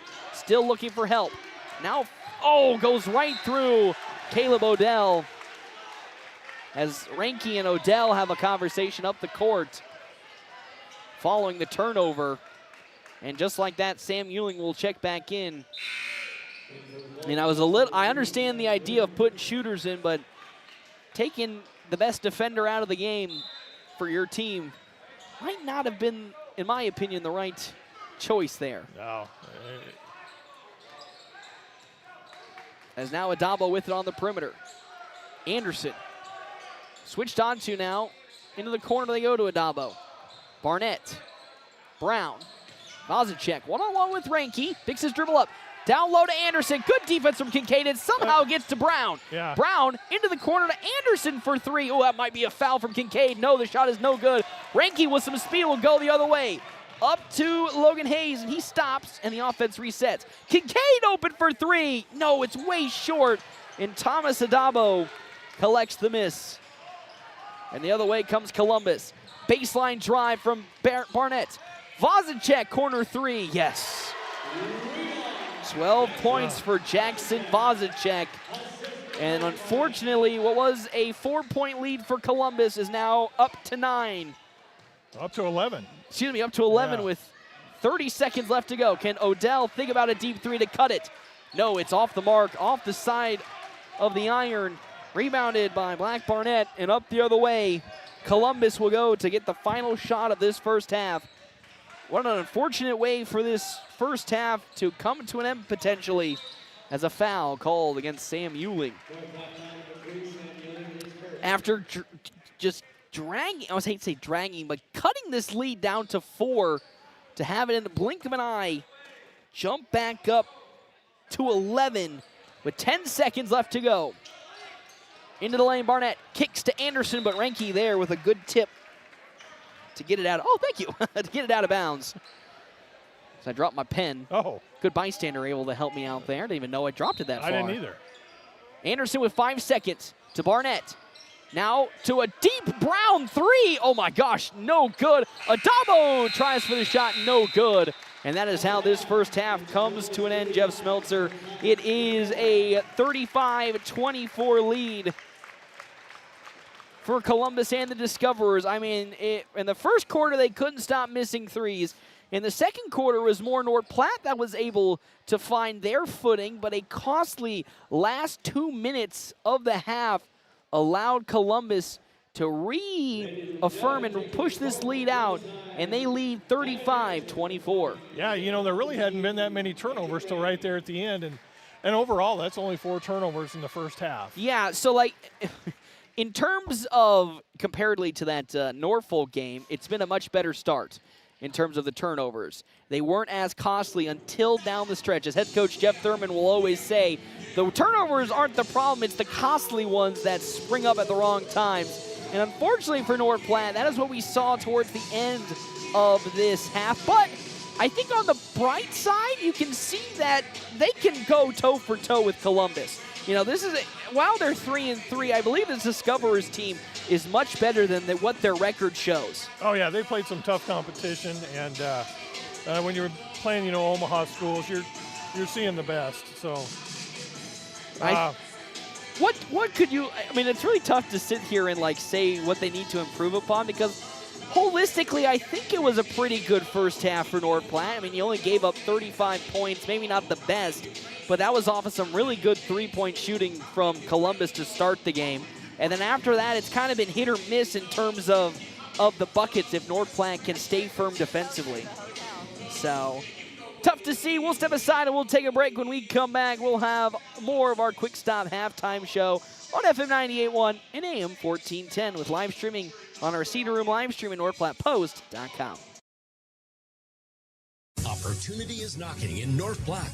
3 parcels sold separately or together Saturday, December 20th at 10 a.m. Selling at auction is 1705 East 5th and 1600 East 6th. You'll find a commercial shop with office and loft, a 36 by 36 3-car garage, and a spacious light industrial lot. Perfect for investors or businesses looking to grow. 20% down on day of sale, closing by January 7th. For more information, call Gateway Listing Agent Sherry Bourne. Don't miss it, December 20th at 10 a.m. When the leaves start falling and the temps start dropping, do your windows keep the cold out or let it in? From foggy panes and drafts to cracked or outdated glass, Larry's Glass can help you cozy up your home before winter hits. Repairs, replacements, even custom storm windows. Call Larry's Glass in North Platte today and stay warm, safe, and energy smart all season long. Larry's Glass, 211 West 5th, where quality meets clarity. Greatness doesn't happen overnight. It takes time, focus, and dedication. At Shelter Insurance, we understand that because we put in the hard work and dedication for decades. And that commitment is paid off with award-winning customer service for your auto, home, and life insurance. See me, Shelter Agent Brent Rogo at 405 East C Street and find out why so many of our clients would recommend Shelter. Runza's grilled chicken sandwiches bring the flavor. Yeah, but which one's the best? That's not a fair question. Barbecue's got Swiss cheese and that sweet smoky sauce. But the smothered's a whole mood. Swiss cheese, mushrooms, grilled onions. Then there's the classic, simple tomato, lettuce, and mayo. Perfect. Yeah, you're right. It's impossible to pick. Try Runza's grilled chicken sandwiches. 100% white meat chicken, however you like it. Because from the way we make it to the way it makes you feel, Runza makes it all better. North Platte Post Sports. Welcome back here to Columbus, FM 98.1, AM 1410. North Platte High School trailing the Discoverers on the road. 35-24 here on our Quick Stop halftime show. 27 locations open 24 hours a day. Quick Stop always open right around the corner. Jeff Smeltzer's right below me at my feet. I'm Paxton Gordon. It was a scorific first half for either side, and that's where we sit right now with a 11-point lead for Columbus and the Discoverers, 35-24 with 6 minutes left to go before halftime. Jeff Smeltzer, I talked about how I didn't really feel like I had too much to complain about in the way North Platte has played this first half until those closing minutes when the turnovers reared their ugly head again. It was honestly just down to Columbus showing why they were a really, really good scoring offense. Yeah, they're big and physical, and got to find a way to fight through that. Stat that sticks out to me: only have 9 rebounds here in the first half, and I don't know what Columbus has. I'm sure it's more than that, and maybe considerably more than that. Shooting-wise, the Dogs overall 10 for 20 here in the first half, but only 3 for 12 from the three-point line. So if you look at anything inside the three, the Dogs are 7 for 8. Wow, actually, that's much rebounds that have costed North Platte early in this ball game, more so than the defensive rebounds. Yeah, you said rebounding difference is 14-9.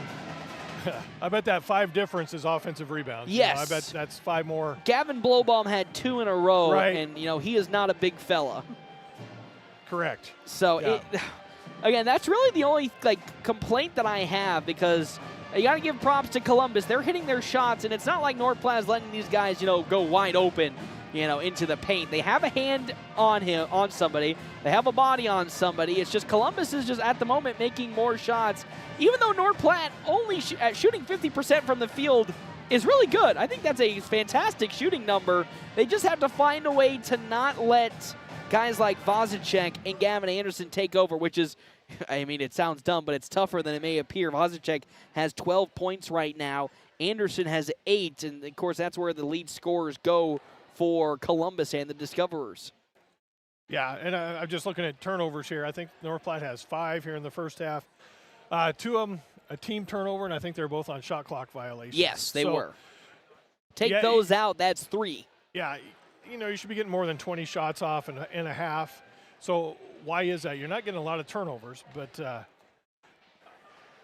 you're just letting Columbus have the ball for a long time and scoring because they're getting more offensive rebounds. Yeah, and again, that's where it's going to have to begin. We know that this Columbus squad is big and they are physical. It's all about what's the mantra always about rebounds, Jeff Smeltzer? It's not about size, it's about technique and the willingness and effort to go get that ball. And so far, Columbus is the better team when it comes to that effort to get those rebounds, and it shows because a lot of those offensive rebounds have either led to fouls that have resulted in 2 free points or another putback from somebody like Anderson, Vozicek, or a kick out for a 3.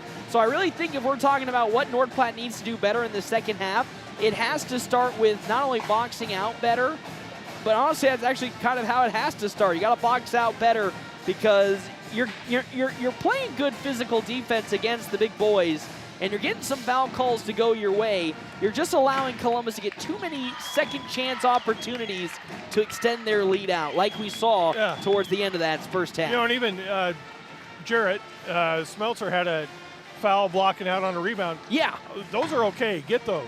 You would rather have that than, letting somebody blow right past you and you foul him when he's going to the basket. You'd rather have a foul because you're trying to put your body to the iron and box out to not allow Columbus to make an easy play, because that's where they're really killing them. Columbus had that really strong start when it came from beyond the arc to start the game, but after that, the only person that made a 3 was Jackson Vozicek in the second quarter. So Columbus hasn't been the best when it comes to their threes after that quick burst to start the game.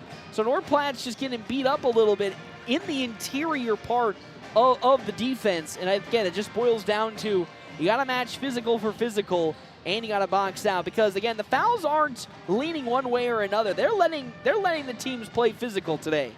Yeah, this is one crew you don't want to have when you're not as big or physical as the other team. Yeah. To let them play. Yeah, to let everybody play, the big physical teams kind of getting the advantage here. That was exactly what Coach Brandel said when he had Shagru as his referee official at the college. He says they let them play, and we've had many conversations, even me and you have talked about officiating at the college level and how they've been very ticky-tacky with their fouls. Not with the Shagru crew. They are letting you play the most physical you can be. And North Platte, I feel like, can match up. They may not match up 1-for-1, but in that middle part of the second quarter when they cut the lead down to 4, I thought had a really good effort in terms of making sure Columbus did not just have a free run to the basket or a free bully ball back down, into the lane. They had the opportunities and the options to force Columbus not to do that, and North Platte was a team that came out on top. It was just, as we said, those offensive rebounds and bad turnovers and bad points that led to this now ballooned up 11-point lead, 35-24. Take me through, Jeff Smeltzer, on our Owls Lock and Save keys to the second half. What you want to see from this North Platte offense and defense so they can come back in this game. Yeah, I think we did. We talked about rebounding. And like you said, it's going to be through technique and effort. You're not going to get them because you're bigger and stronger. You're going to get it because you blocked out and you want it more. Protected the ball pretty well. Protect the ball, get good looks, and here we go. I think offensively, North Platte needs to continue to attack that paint, even though this Columbus squad is pretty big. They had some good success rate when they did get downhill and jump into the paint. As you said, only have missed one bucket so far when they are inside the three-point line. Blow bomb, quick pass now to Gavin Anderson. Vozicek one-on-one with Reinke. He drives in on Reinke. Now pulling him down. Like off of the head there of Logan Hayes as Vozicek got away with one. And unfortunately for Logan Hayes, his head was in the way of that trajectory of the ball, and it bounces off. It was the old 1-2 and then a jump stop. So yep. And with 7 seconds on the shot clock, Columbus has to trigger in quickly.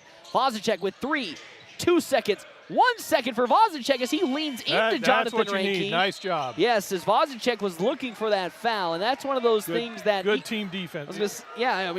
North Platte able to stop that 3, but also being able to not have that call. We've seen it a couple of times, and even in professional and college play, go away from leaning into a defender when you're trying to shoot and getting away with it.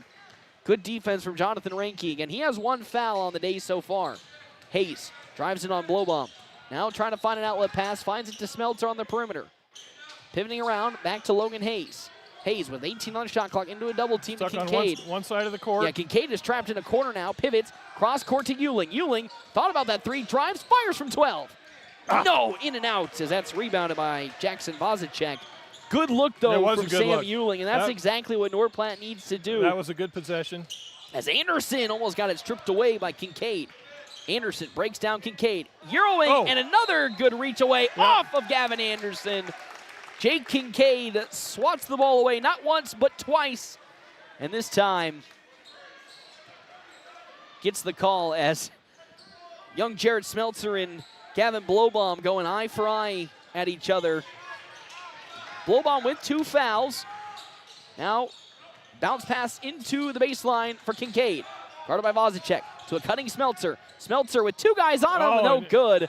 He and Jonathan Reinke collided with each other as Reinke and... Well, I thought he collided with Blowbaum, and they got no call on that.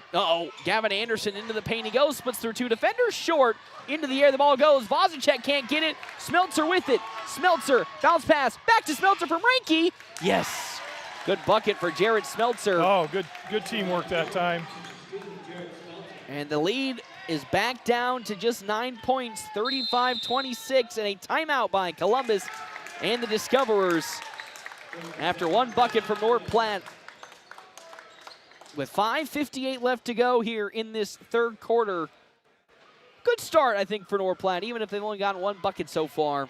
Yeah.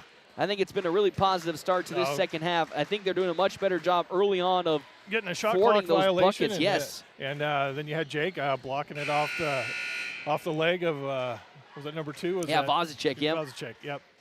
So, yeah, good defense, and that's what you got to do to get back into this. Eliminate points. Nobody is really in foul trouble for either side. Blowbaum has 2. Kincaid also has 2. Our timeouts are brought to you in part by Kevin McGann and the Fortified Group. Check them on the one-ways, 621 South Dewey, Suite B, as well as Hands of Heartland. Hands of Heartland has offered support and services for those with developmental disabilities in Nebraska since 1998, and they're bringing those services to the North Platte area. Barnett gets a screen from Anderson, now drives in on Logan Hayes. Good defense from Hayes. Bounce pass to the perimeter now to Brown. Wide open, Vozicek 3. He misses, fought for by Brown, rebounded by Sam Euling. 2 bodies on Brown, and it's North Platte that comes up the other way with the rebound, and now into the corner. Jonathan Rinke goes, and a foul. Who's that going to go against? Gavin Anderson. It's called for a push in the paint, and that's the first team foul, second for Anderson today. Logan Hayes now on the right wing. Quick feed to Ranke. He'll pull up for 3. No, off the front iron, but Kincaid collects the miss. Jake Kincaid one-on-one with Vozicek on the baseline. Kincaid up and under. No, he misses that. And Vozicek collects another rebound for Columbus. As Vozicek going coast to coast, and a foul for Kincaid with a bucket. Unbelievable for Jackson Vozicek. Strong move that time. And there's the 3rd foul for Kincaid. And we're back up to an 11-point lead as into the game now comes Cade Gadecki. As out goes Barrett Brown. Vozicek, man, he's just magic. 14 points right now in his game so far. 37-26. He'll make the free throw. That's his lone free throw attempt made today is Caleb Odell, now the Bulldog to check in for Kincaid with 5:11 left to go. So again, Columbus went a little small, bringing in Gadecki. They're going with a full court press, a 1-2-1-1. The Dogs had great success against Alliance, breaking down a full court press as Euling on the baseline in some trouble. On the sideline, passes it back to Smeltzer. Now back up to Euling. Into the corner they go to Logan Hayes. To a cutting in Jonathan Ranke, and it's a turnover. And the other way, they pass to Vozicek. One-on-one with Euling. Vozicek, easy bucket. Euling couldn't get set up in time to get a charge. And with that, it's 40-26 as that's stripped away by Blowbaum. Blowbaum the other way, an easy layup. Costly turnovers to a quick 4-point swing and a timeout for head coach Jimmy Pack, and it's 42-26. This lead is getting out of control. 4 points off 2 back-to-back turnovers. Not exactly what North Platte needed. And we talked about what are some of the things that, they do well. When they don't turn it over, they can be pretty productive, but 2 bad turnovers at the worst moments. And now the lead just is ballooning out of control. It's almost up to 20. It's a 16-point lead for Columbus. Yeah, just break the press, settle down, run your offense. I think we just got sped up for no reason. And again, and the Dogs have, so far outside of that Norfolk game, have been pretty consistent in terms of not getting sped up by an opponent. It looks really good against Alliance, who was a team that really wanted them to speed up. Yeah, and they kept their composure really well against Alliance. But maybe, again, that height factor is pretty much the main difference between that Alliance game and this Columbus game right now. So I wonder how much that plays in effect. It was easier to get balls up the court, over the fingertips than it is right now when you guys got guys like Anderson, Brown, Vozicek who are in the game. Yeah, I think the first pass needs to go to, Rinke or Hayes, somebody taller, and then have Jared or Caleb flash across the middle. Logan Hayes gets the ball in, though, to Jared Smeltzer on the far side. Smeltzer got a one-on-one by Gadecki. Pivots and finds a wide-open Logan Hayes, and that's a much better breakdown for North Platte offensively, and they can get set up. 42-26 with 4:25 left to go. Ranke one-on-one with Anderson. Now backing down Anderson. Got the inside leverage. Swatted away. Picked back up by Ranke. Odell thought about the 3. Swings to Logan Hayes with 10 on the shot clock. Smeltzer in a double team. Bounce pass to Ranke with 5 seconds. Ranke over to Odell. He pulls up a deep 3. No good. Rebounded by Jonathan Ranke, blocked but fouled from behind by Gavin Anderson. That's number 3 for Anderson today. A little lucky for North Platte, but also a key rebound by Jonathan Ranke. As it looks like Grady Gillespie will be checking in, as well as Barrett Brown and Jake Kincaid. So the big lineup checks that in for Columbus, and Ranke makes his first free throw today after starting 0 for 2. So Gillespie checks in, Brown checks in, Odell checks out. 42-27 here in the third quarter. Columbus in the lead on our State Farm agent Bobby Hull's scoreboard. A very packed gym here in Columbus. A great traveling squad for North Platte today. As Ranke goes 2 for 2 this time about. He's 2 for 4 from the free throw line in today's game. Vozicek to Gadecki. Barrett driving in. Barrett's shot is no good. Great defense from Jake Kincaid. And now Kincaid the other way. Trying to not get stripped from behind. Somehow North Platte keeps that ball in their possession. Ranke in the right corner. Bounce pass to Kincaid. Kincaid's shot is no good. It's saved by Vozicek, and somehow Brown and Vozicek keep that ball alive. Stop ball. As Vozicek now spinning, lost the basketball in the open court. Picked up by Sam Euling. Euling one-on-one. Oh, great fake by Sam Euling. Nice job, Sam. Gets Barnett to blow right past him, and that's now a 4-0 swing in favor of North Platte. Aram move. I was about to say, and it's 42-30. Ball is once again in the open court. Smeltzer to Logan Hayes. Oh, he blows the layup, gets his rebound, but makes it. Oh, boy. And that's a timeout now by Columbus and Jeff Smeltzer. It's a 10-point game. Ah, here we go, Dogs. Oh, my good heavens. What a game this is.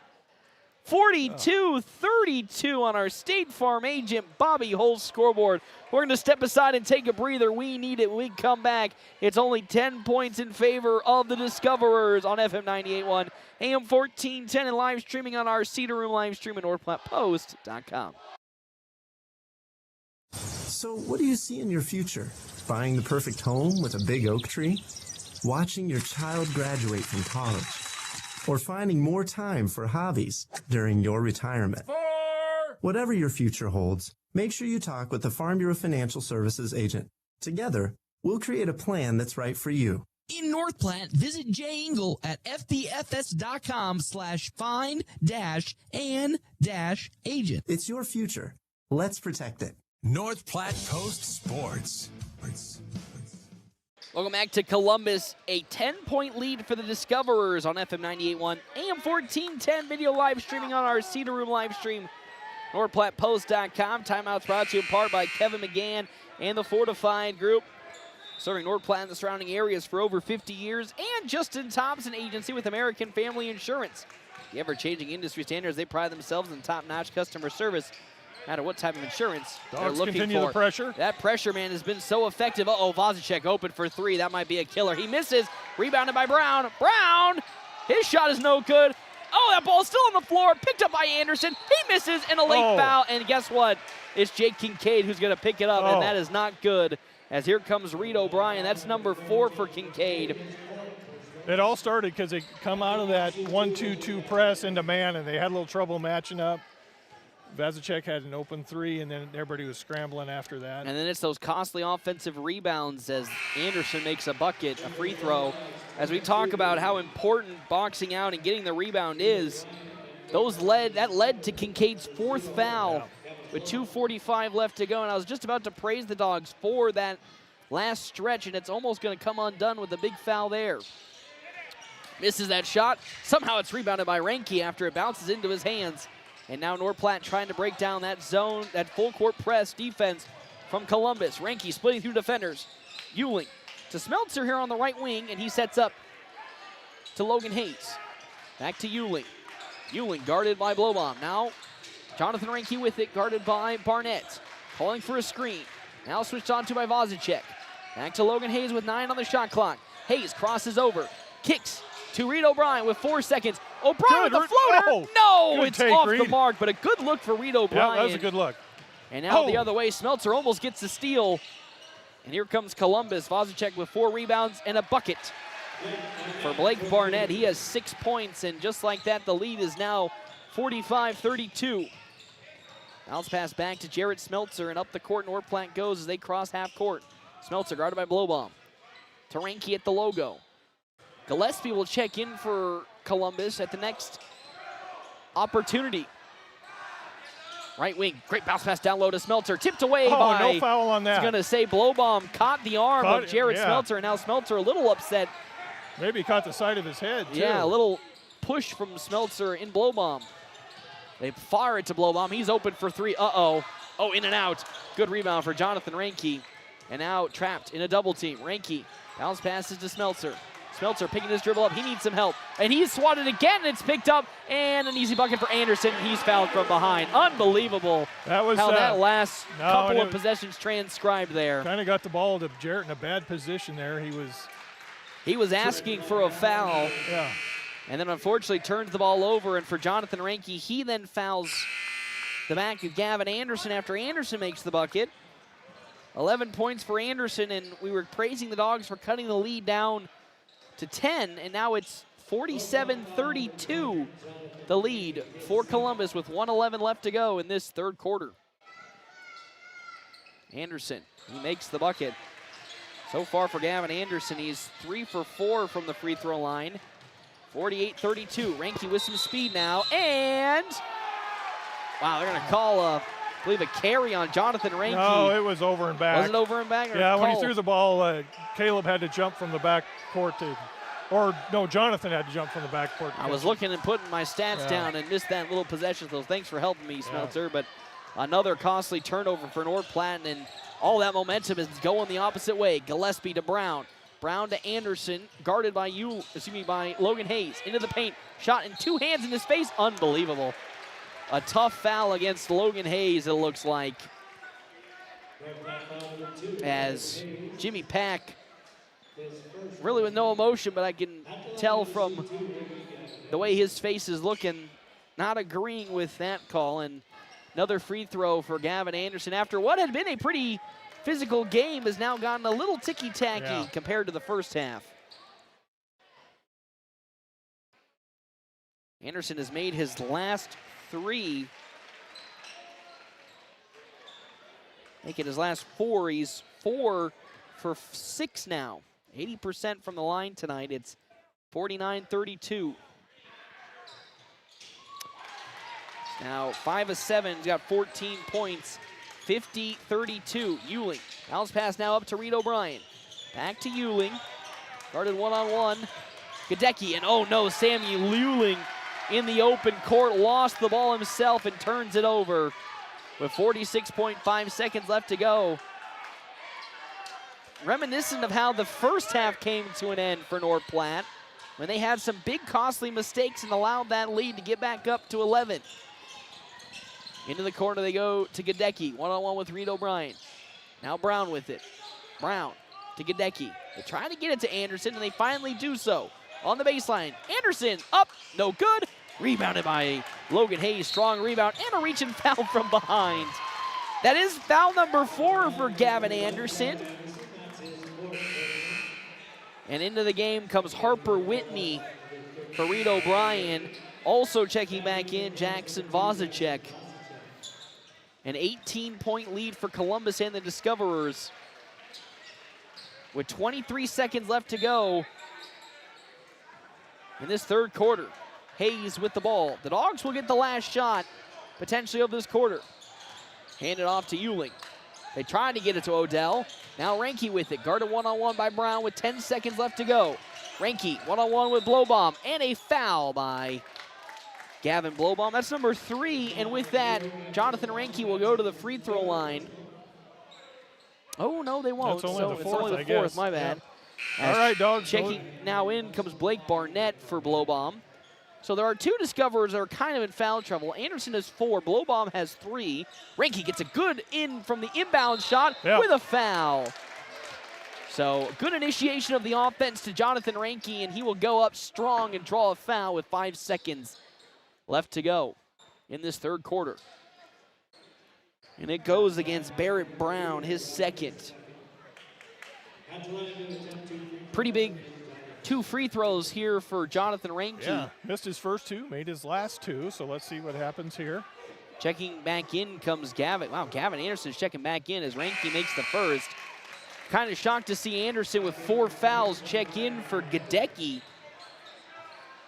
Because one more foul and he's out of the ball game, and that's a big component for the scoring in this game. That's 14 points for Gavin Anderson if he fouls out.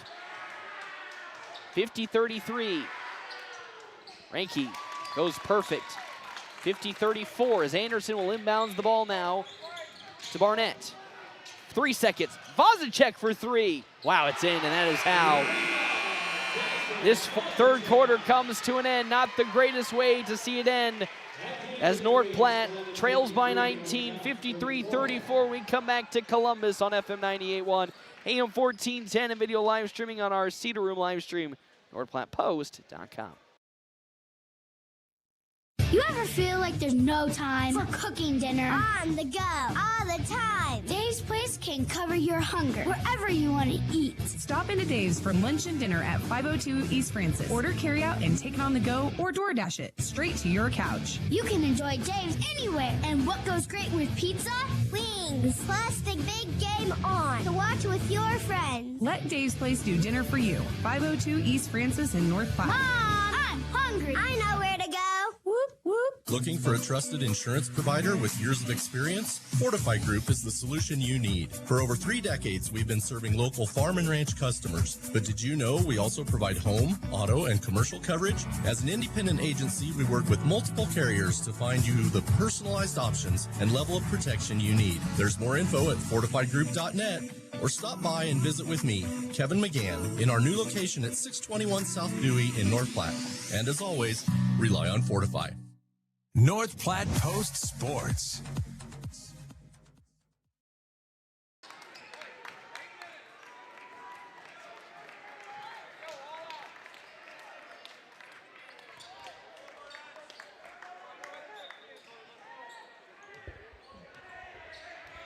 Odell inbounds to Hayes. Hayes brings it up top of the key, looks inside Jonathan Ranke. And we got a holding foul against Discoverers.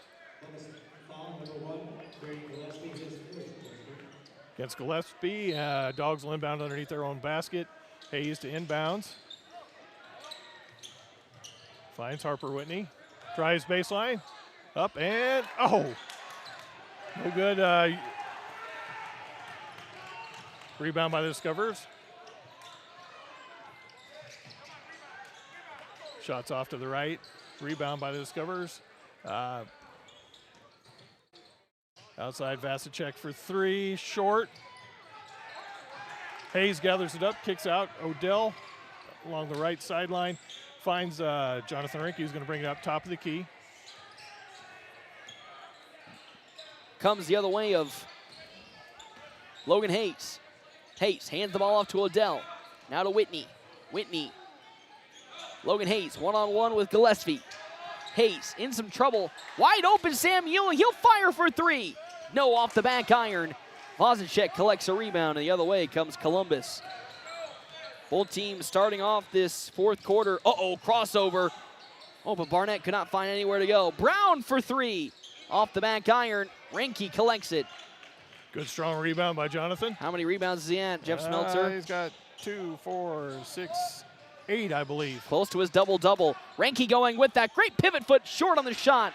Barnett collects another rebound. Good look for Jonathan Ranke, but the shot falls just a bit short. And here comes Vozicek. Quick pass to Adabo. One-on-one Harper Whitney as 2 dogs will look to check in. Smeltzer and Kincaid. Oh, ball is going to be stolen away. Just almost. And a foul called against Harper Whitney, I'd assume, on Vozicek. Okay, on Vozicek. Oh, actually, it's on Vozicek. That's my bad. I thought it was actually going to be a dog that got tangled up in that foul, but Vozicek collects his second. Yeah, it could have gone either way. There's a lot of entanglement there. Smeltzer as well as Kincaid check in. Jake Kincaid has 4 fouls. Gavin Anderson, who is currently on the bench, also has 4 fouls. Blowbaum has 3. Into the paint, Kincaid with Brown. One-on-one. He tries to go for that shot, but it's easily blocked. And the other way comes Columbus and the Discoverers. Barnett to Gillespie. One-on-one against Smeltzer. Gillespie gets right by him. On the baseline to Barnett. He misses the shot, but man, what a beautiful feed it was if that went in. And now Reinke with some transition offense. No good on the shot, and a foul will be called against, I believe, Thomas Adabo. Yep, that is Adabo, the second. And again, the guy who has been looking good from the free throw line, Jonathan Reinke. Yep, back to the line, Reinke. Back to the line. He's been perfect for his last 4. I wasn't going to say that. Oh, well, I might have done it now. That's my jinx bad. him. That's my bad. Aaron McCoy, athletic director in the house tonight. As Reinke makes his first. Good to see Mr. McCoy. Dogs going with their blue jerseys tonight. Always love to see it. 53-35, Columbus with the lead. Reinke misses that, and it's rebounded by Barrett Brown. It's number 4 for Brown. Dogs go back to that full court press. Brown into the corner, wide open Gillespie 3. He misses it and rebounded strongly. Yeah, strong rebound. By Reinke, and another foul by Thomas Adabo. Okay, next one they'll be in the bonus. Boy, that'd be pretty big. That's a nice way to, big. I was yep, going to say, a nice way to come get back into it. If the foul calls are kind of going to go the way they have been these last 7 minutes or so, where we're starting to see a little bit more fouls called, being in the bonus before 4 minutes left to go would be huge. Blowbaum one-on-one with Jared Smeltzer. Smeltzer crosses over Blowbaum and passes to Jonathan Reinke. Reinke surveying and hands to Kincaid. Back to Smeltzer. Smeltzer jab steps. Smeltzer looking around. Back to Kincaid. Kincaid, Blowbaum. It goes out of bounds. Last off of Jake Kincaid. And that's a turnover for North Platte's offense. Blowbaum does have quick hands. He's a thorn in the side so far. You got to know when he's around you. Yeah, as he will cause some issues as Gavin Anderson checks in with his 4 fouls as well. One more foul for Anderson. He fouls out. 2 more for Blowbaum, and he's out. Double team and a timeout called by Columbus. Good trap for the Dogs on that far sideline. Force Columbus with a timeout. 5:13 left to go, 53-35. And again, if I'm North Platte, I'm just trying to attack the paint as much as I can. Draw another foul, preferably on Gavin Anderson. Yeah. And then you go to the line, foul Anderson out, and now you can slowly start to creep back into this ball game. Yeah, try and get points when the clock doesn't run. That's always a good way to try and get back into the game. And we know North Platte can score quickly and make this a 10-point game in the blink of an eye. They did it earlier in this game. They even made it a 4-point game at one stop. It's now about, can they continue that onslaught? Yeah. And crucially get into the bonus. I think that will be a huge first step, is to get into the bonus. Okay. Anderson will inbound the ball. Communicate on this press. Dogs communicate. Now when they have to go back to man, here's where the trouble comes. Right to Vozicek, top of the three-point line, corner. Blowbaum, good closeout from Jared Smeltzer, and Columbus cannot really punish. He was trapping on the opposite side of the court, and then he had to scramble to try and get to his man. Yeah, can't punish that full court trap.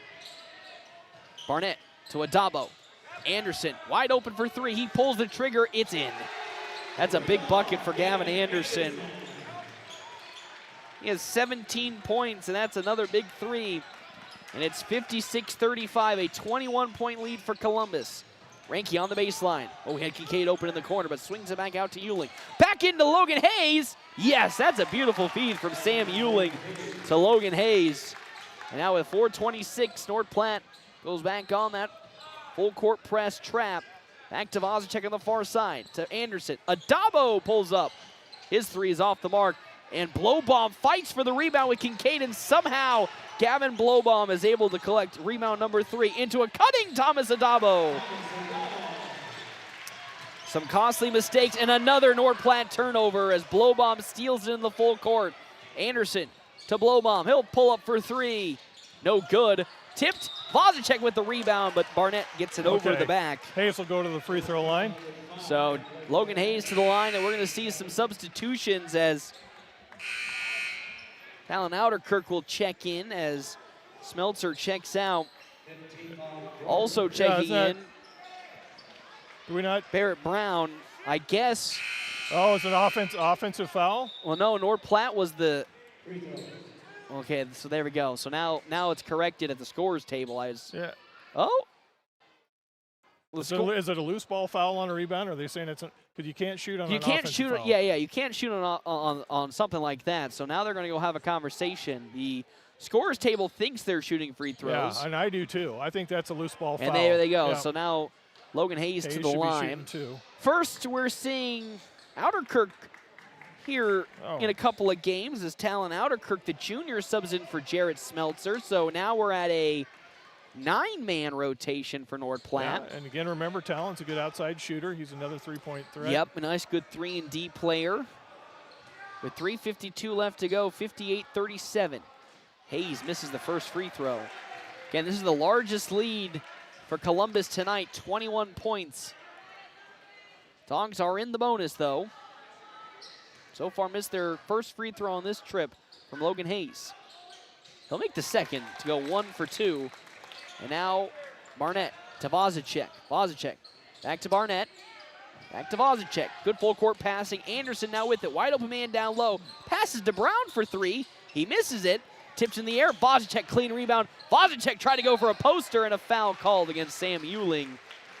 Another offensive rebound leading to some free throws for Columbus. Vozicek's 7th rebound. He has 17 points. And with 3:38, he'll go to the line to shoot 2. He'll miss the first, so Vozicek 1 for 2 tonight. So North Platte does have shooters in with Outerkirk and Odell. He'll miss both of them, and Ranke cannot grab the rebound as it's off of him. And now a free inbounds for Columbus. Leading by 20, 58-38.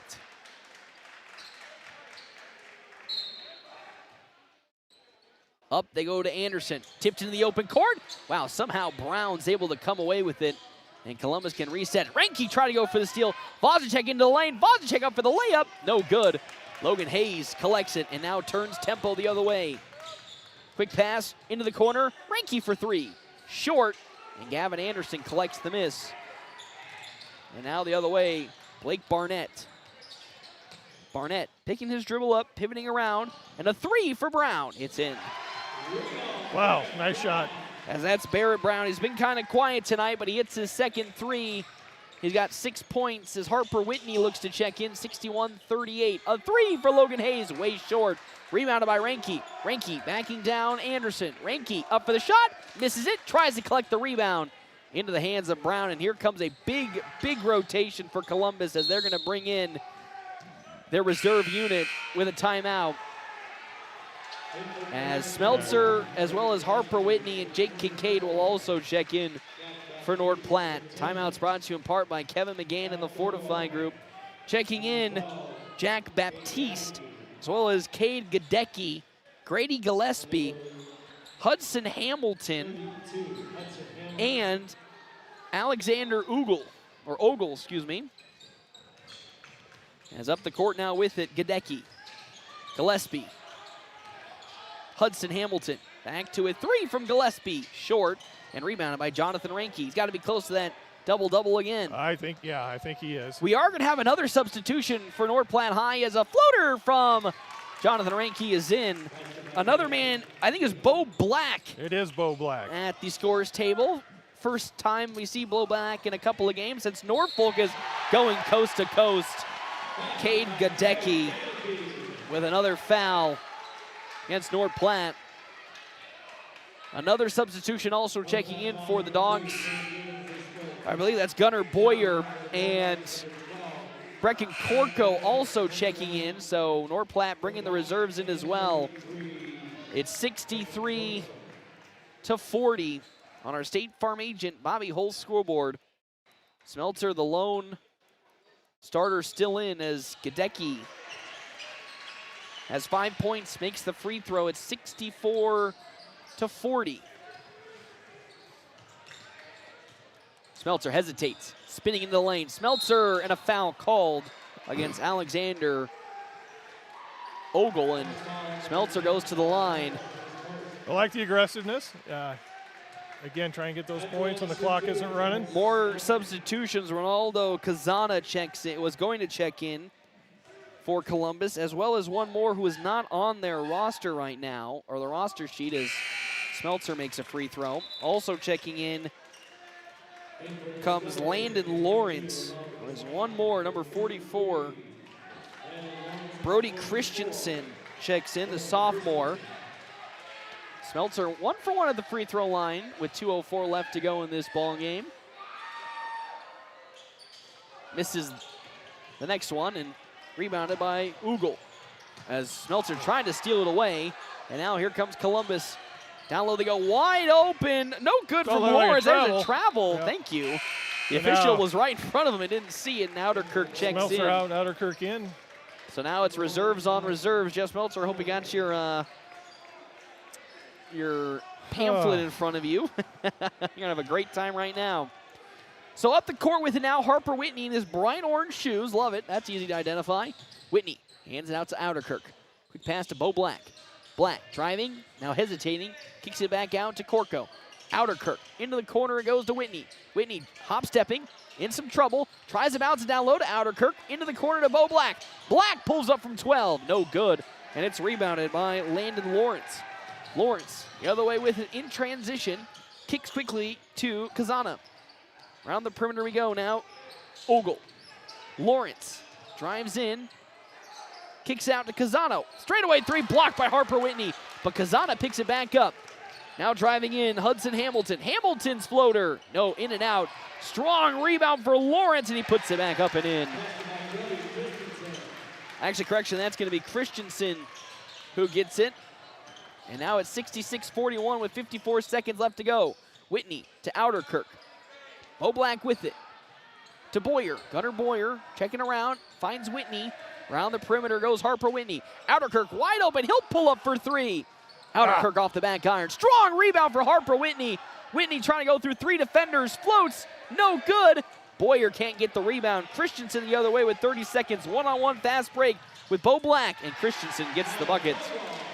68-41 with 24 seconds left to go. Harper Whitney up the court slowly. He'll fire into Corco. Down low to Gunnar Boyer. Boyer with 15. Pumps. Good little play from Gunnar Boyer. He won't be rewarded with it. And it's out of bounds. Last touched by against the Columbus Discoverers. And that will be against Christensen. And an inbounds with 10 seconds left for Harper Whitney. Whitney to Corco. Back to Whitney. Off of his face, but he collects it. 7 seconds. Whitney, good speed. Harper Whitney, no. Great rebound by Outerkirk. Can he be rewarded? No good on the shot. Kazana is able to collect it, and then time will expire. Unfortunately for North Platte, they could not overcome the shooting of Columbus in this game, and they fall 68-41 and are now 2-2 on the season. It was a hard-fought battle from start to finish, but Columbus, boy, man, they came out to play today, and they made some big buckets from their big fellas. And that's still the one thing North Platte, if we have to talk about, is lacking on the roster, is still some more consistent height. And North Platte is now 2-2 on the year. Columbus 4-3. Yeah, they're a big, strong, physical team. Hats off to Columbus. They played really well tonight, and they've got a winning record now, and I see them winning a lot more games before the season's over. And I think what's going to probably get the ire of head coach Jimmy Pack was, we talked in the first half how we weren't too upset with the turnovers. At that time, they had 5 going into halftime. And I know you haven't really gotten your statistics all figured out left to go, but I can tell you it's way more than 5, unfortunately, in this game. I think it's 16. Oh, And we can clearly now, it's, even though we're 4 games in, you can sometimes say, well, we can't make that judgment call right now. But clearly we can see when North Platte turns the ball over more than 10 times, they struggle offensively, i.e. that Norfolk game. And then when they are much better when it comes to taking care of the basketball, i.e. Alliance and South Sioux City, they have pretty convincing victories. And I really think that's where, this game is really going to draw the ire of head coach Jimmy Pack. The first half, while you were down 11 going into halftime, you weren't really too upset with whether it be the turnovers or how the team was playing overall. couple mistakes down the stretch, but a game that was really close and you had the opportunity to come back. Unfortunately, in the second half, though, that cannot be said. Turnovers galore are what cost North Platte really a chance to come back in this game.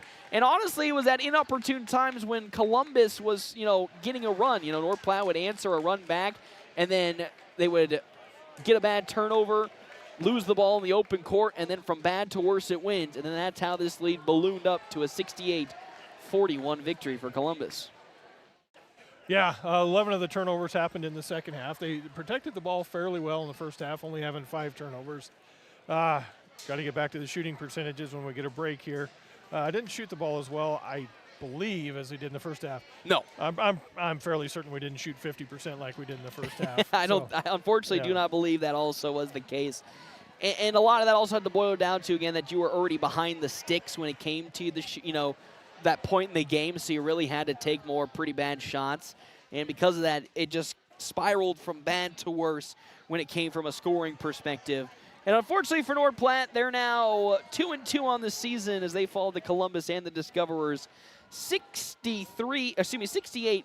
We'll step aside. We will take a break. When we can come back, Jeff Smeltzer will have all of those stats, and we will discuss more about how this game broke down on FM 98.1 and AM 1410 with live streaming on our Cedar Room live stream, NorthPlattePost.com. Every step should feel great, but if foot pain, bunions, heel spurs, or injuries are slowing you down, Great Plains Foot and Ankle Specialists is here to help. Their expert team of doctors provide top-notch care, from routine foot health to advanced treatments and surgery. Whether you're an athlete, always on the go, or just tired of aching feet, they'll get you back on your feet pain-free. Step into comfort. Call Great Plains Foot and Ankle Specialists today, or see them online at gpfootandankle.com.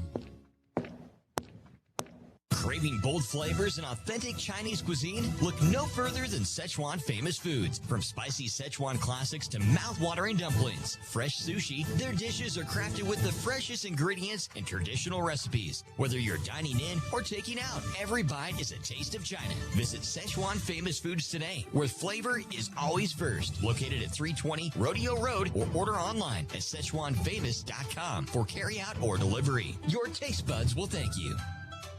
Your husband is pretty handy to have around. He makes the world's best mac and cheese. He's in the Tickle Monster Hall of Fame. And he can teach anyone how to throw strikes. But a busted pipe in a basement full of water? Honey, I think we need a plumber. Is a little out of his league. That's where a homeowner's policy from Shelter Insurance comes in handy. We'll help get your house back in order and your husband back to what he does best. See me, Pete Volts, at 501 South Jeffers for a free insurance review. We're always something right around the corner. Quick Stop. Save money at the pump at Quick Stop with the Dino Pay app. Dino Pay offers contactless payment using your preferred debit or credit card. The savings add up with 12 cents per gallon and even more on Tuesdays and Thursdays with rollbacks for savings of 15 cents per gallon. Huge savings. The Sinclair Dino Pay saving you at the pump. Don't forget Frazzle Gourmet Slushes and For Real Shakes and Smoothies. Gourmet coffee at everyday low prices on your favorite beers. Quick Stop. You ever feel like there's no time for cooking dinner? On the go, all the time. Dave's Place can cover your hunger wherever you want to eat. Stop into Dave's for lunch and dinner at 502 East Francis. Order carryout and take it on the go or DoorDash it straight to your couch. You can enjoy Dave's anywhere. And what goes great with pizza? Wings. Plus the big game on to watch with your friends. Let Dave's Place do dinner for you. 502 East Francis in North Platte. Mom, I'm hungry. I know where to go. Whoop, whoop. It's the Quick Stop post-game wrap-up. Quick Stop never closes, with 24 locations open 24 hours a day. Welcome back to Columbus. North Platte High School boys basketball fall to the Discoverers, 68-41. Jeff Smeltzer, Paxton Gordon bringing you the coverage tonight. Jeff Smeltzer, it was not as an exciting game in terms of North Platte's overall victory in the end of it as they fall to Columbus in this match, and it was a slugfest from start to finish, but unfortunately the mistakes crept in at the worst times and really crippled North Platte's comeback in this ball game. Yeah, like we talked about earlier, 16 turnovers for the game, 11 of them came in the second half. Shooting cooled off, shooting 50% in the first half, cooled off to 33% for the game. 15 of 46 shooting. Did not make another three in the second half. Went 0 for 6 from the three-point line in the second half. Made 5 two-point field goals in the second half. 5 of 26. Oof. In the second half. Yeah, those are numbers you just do not like to see. And to be honest with you, this was kind of, I hate to say the outcome, but like you knew this Discoverer squad was going to kind of play defensively like that. I mean, they're just so tall and so good in the defensive front if they get an advantage that it is really tough for you to execute your offense properly because they can throw the big trees down low. And if you're not hitting your perimeter shots, well, now you're in some deep in some deep trouble. You know, and definitely not an excuse. Of course, because they're a great team. But when you get an officiating crew that's a college officiating crew that lets them play physical, that just played into their strength. They were just a big, strong physical team. Yeah, and that's really what Ed Shagru's crew, great crew. But that is their philosophy. They will let you play more. Yeah, they'll let you play, which is, of course, we always talk, on and off the air about the foul calls and our displeasures or how we feel it's going in this season.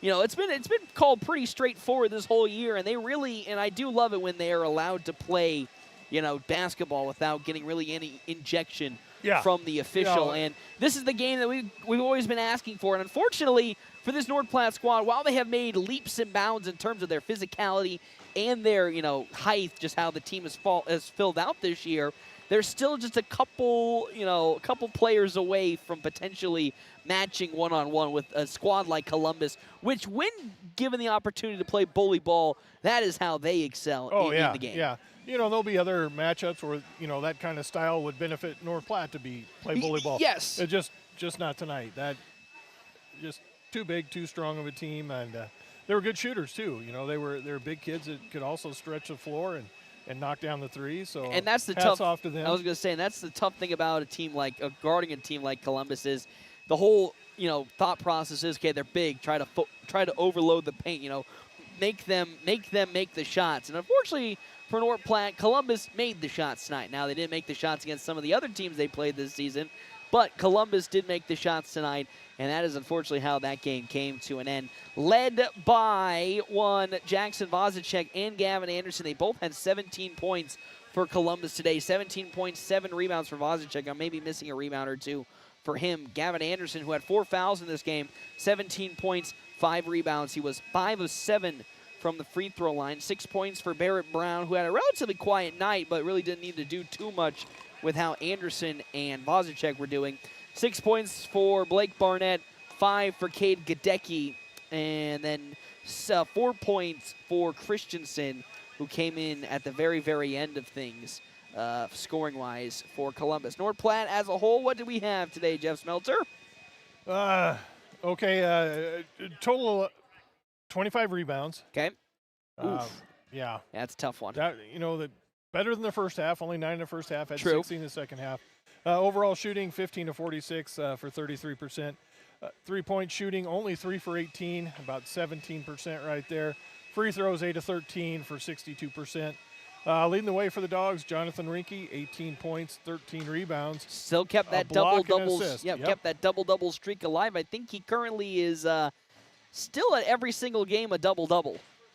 I think you might be right. Yep. And then Logan Hayes, 7 points, 2 rebounds, 3 assists, and a steal. Let's see here. 5 points for Jake Kincaid, 4 rebounds, a steal, a block, and a deflection. Caleb Odell had 6 points on 2 of 5 shooting, both of them three-pointers. I think he hit both of those in the first half and then unfortunately did not hit one for the rest of the game after that mark. I think you're right. If I remember correctly. Yep, I think you're correct. I think he did take one long three at the end of a shot clock, which you always hate to put that down. But of course. You just have to, unfortunately. You're just trying to draw iron on that. Yeah. Jarrett Smeltzer, 3 points, 1 rebound, 1 steal. And 2 points for Sam Euling, 2 rebounds, an assist, a steal, and a deflection. And I think that is all the scoring for the Dogs. And unfortunately, I think we can kind of maybe draw early on here what the Dogs need to do successfully if they want to continue to win games. And it really honestly boils down to, are they turning the ball over more than 10 times? I think we've kind of come to that conclusion that if they turn the ball over 10 times, they're most likely going to lose that game. And I don't know what the rebounds were in that Norfolk game, to be quite honest. I don't know if North Platte got out-rebounded in that game. But it feels like those two statistics are the main ones we have to focus on really this year as kind of like the metric of how good the team is going to be performing. If they're not turning the ball over and kind of going even or above in the rebound department, perfect. Then the chances of them winning that ball game have skyrocketed. Now, if they're turning the ball over like we saw here today, but also getting out-rebounded, now we're going to be in a little bit more of a troublesome situation. Yeah, this is a lot like the Norfolk game where you turned the ball over and you couldn't shoot well. Yes, 100%. Yep, so that's a recipe for disaster when you turn the ball over and you can't shoot. So looks like Coach Pack is making his way up. Coach Jimmy Pack's here, and I think that will then leave Jeff Smeltzer as he will depart out. Jeff Smeltzer, before you go, I want to say Merry Christmas to you, and I see you hopefully into the new year. January 2nd is when we'll be back, of course, as North Platte will take on Kearney.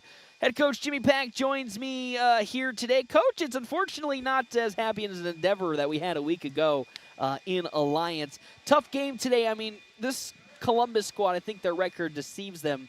3-3 coming into this game really doesn't show how strong of a team this is. They got some three big fellas out there as well as some very sneaky active guard play. And I thought the first half was, while being down 11, really productive, and I thought still had opportunities to improve upon.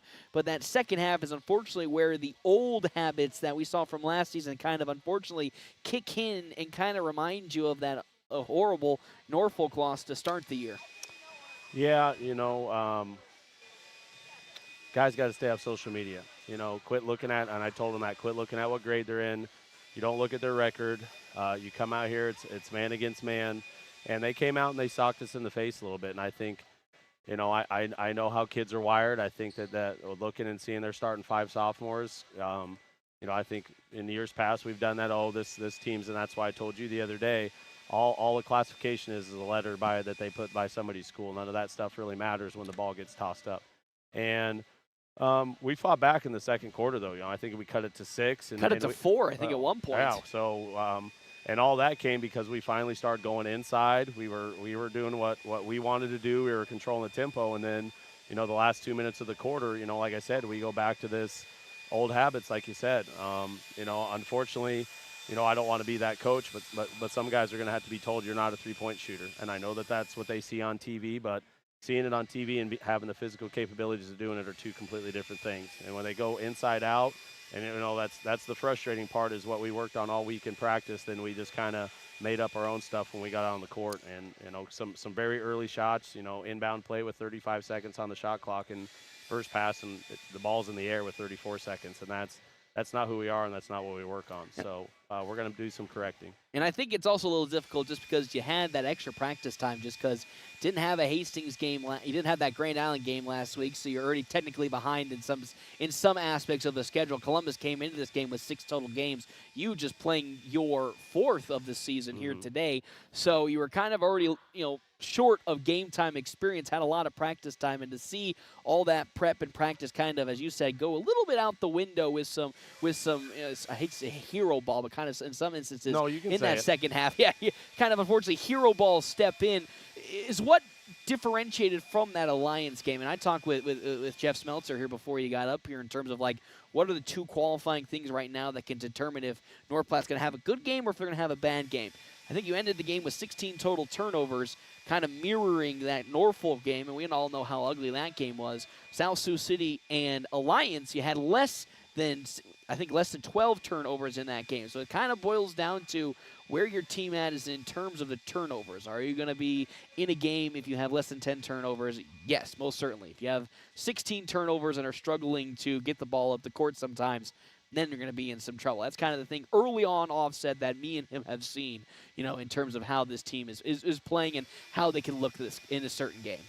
Like I told you, I think after the first game, high school basketball games come down to who takes care of the ball and who gets to the free throw line. And unfortunately, that requires a lot of toughness. And I'll be honest, I question their toughness a little bit tonight. They put a press on that we work on every day in practice, so it's not like we don't see it. And, a little bit of bailing out, a little bit of guys running away from the ball. And I don't know if their physicality maybe surprises a little bit, but people have huddle. They can see stuff. So as I told them, anything that's worth achieving is going to be difficult. So it was a difficult game, and at times, we didn't meet the challenge. I thought we did in the second quarter. So I'm going to hang our hat on that a little bit tonight, and I'm proud of them for that. But like you said, there's no hero ball, and we covered that, in season past. And I might not know a whole lot about basketball, but I know they haven't invented a 12-point shot yet. So let's quit trying to win the game or get back in the game on one shot, and let's do what got us, that where we cut the lead to 6 or 4, whatever it was. And I don't, stealing one of Coach O'Connor's, sayings, the definition of insanity is trying the same thing over and over again, expecting a different result. And unfortunately, some of us just haven't quite figured that out yet, that it's not working. So please, let's stop. Let's not continue to draw ourselves into a hole here if it's not going in. And of course, have a quick short turnaround for you. Face Norfolk in that next day. And we talk about trying to implement something like that, to just be like, stop doing the things, we get away from that. And I think that's what makes it so confusing, is we see that Alliance game, and it's super encouraging and super positive, and to see them instantly kind of go away with that when Alliance posed that same issue last week, and you guys handled that with no big problems. And it's kind of one of those things of trying to find that fine balance of, or try to find that dot of, why is that game so different from this game, when really you're just changing the numbers on a team and nothing identically has really changed much between these two games that we've seen so far. I think it's the mental approach to the game, and I've had players in the past that really get upset with me because I don't go back there and rattle a cowbell or anything, but I encourage them to stay awake the whole way, as much as you can. You just slept in your bed the night before. If it's a home game, you wouldn't sleep for 4 hours in the middle of the day and then try to wake up and go play at home. So I've never understood players ever. I've never understood how players get on a bus, and by the time we're on the interstate, they're already zonked out. 30-minute, 45-minute nap is one thing, but we can't have guys sleeping 3.5 hours on a bus trip. Because now you're groggy when you wake up, and your focus is a little off kilter because you're trying to wake the body up again. 100%. And some guys buy into that, and I think some guys have to learn the lesson the hard way. To me, it's all the mental approach. I'll be honest, I thought they were ready to go for the game. I agree. If you do it enough, you can tell in warm-ups, you can tell in the locker room if a team's just not ready to play. And I think Columbus's aggressiveness, because that was our plan, was to come out and be the more aggressive team, so where they were. But, we've got to meet that head-on, punch for punch. And we split up in practice. It's not always easy to make the teams even, so where we have varsity guys going at varsity guys, but then you want them to play together too, because you want them, knowing each other's tendencies and all that kind of stuff. So we're not hitting the panic button by any stretch of the imagination. It's, like I said, I think sometimes we forget that they're teenagers and they do what teenagers do. They probably went to Max Preps and, they're all sophomores. Hey, I did. Hey, trust me, I won't lie to you. I looked at that too at some point. Was like, you know what? Yeah, that's human nature. But there's some good-looking sophomores. Heck yeah. And I think against Alliance, that was probably the first game in 2 years where we had the size advantage too. Yes. We didn't have the size advantage tonight. They were a little bit bigger in person than they were on paper. I'll be honest. I was kind of surprised at what they were, and they hadn't run that press either. So that I'll take complete ownership of that. We didn't work on our press bake very much this week. We worked on our press because we knew we were going to be pressing. And I even texted Coach Albrecht this morning at about 7:30. I made a mistake. We didn't work on press break enough this week. I hope they don't press tonight, because that was something I overlooked. Watching them on film, they didn't do it a whole lot, but you've always got to be prepared, and that's my job, is to prepare for everything. So it's on me as well. I think the fact that we're having these types of conversations 4 games into the season is already much improved compared to where we were talking last year. Last year, it felt like we were like, well, we got to do the basics. Like, how do we even do the basics of getting through things? And now we're really diving into the weeds in terms of like system works and and talking about some of these mental things as well. So it feels good right now to, even if this was not the cleanest of games for you guys and for in general, that we're having these really deep conversations, because we know that this team is still taking that next step forward. And you can take another one tomorrow and get revenge against Norfolk. And I think, energy-wise, that's not going to be an issue to get the boys woken up for that one. Getting beat like you did at home in the first game of the season. Me and Jeff Smeltzer talked about it. That game far and away is not the representation of how this team can perform. So another great opportunity to kind of show a Norfolk team who, again, is just like Columbus, really, really good, is, another opportunity for you to come away with a victory and really show up Norfolk and put another victory back in your win column. Yeah, well, that game was an anomaly, and like I told you, Yes. I chalked that one up to nerves, and you know that's going to happen. But like I told him, the other team's nervous too, so you know it is what it is. But you know, Coach Reese is a great coach. I think he definitely has them back on clicking on all cylinders, and like you said, we're not talking about day one stuff anymore. I mean, we're pretty I like this team. I like all my teams, but you know, this team has some talent, and they've just got to learn we've all got to learn how to overcome those mental challenges when they come. We can't fold the tent and just, you know, the sky is falling because something's not going on. Because we showed in the second quarter that we can handle adversity and we can weather the storm. But like you said with the hero ball stuff, and you know, I grew up playing in the rec center at North Platte. It's no hate on the rec center, but I said this ain't the rec center anymore, you know.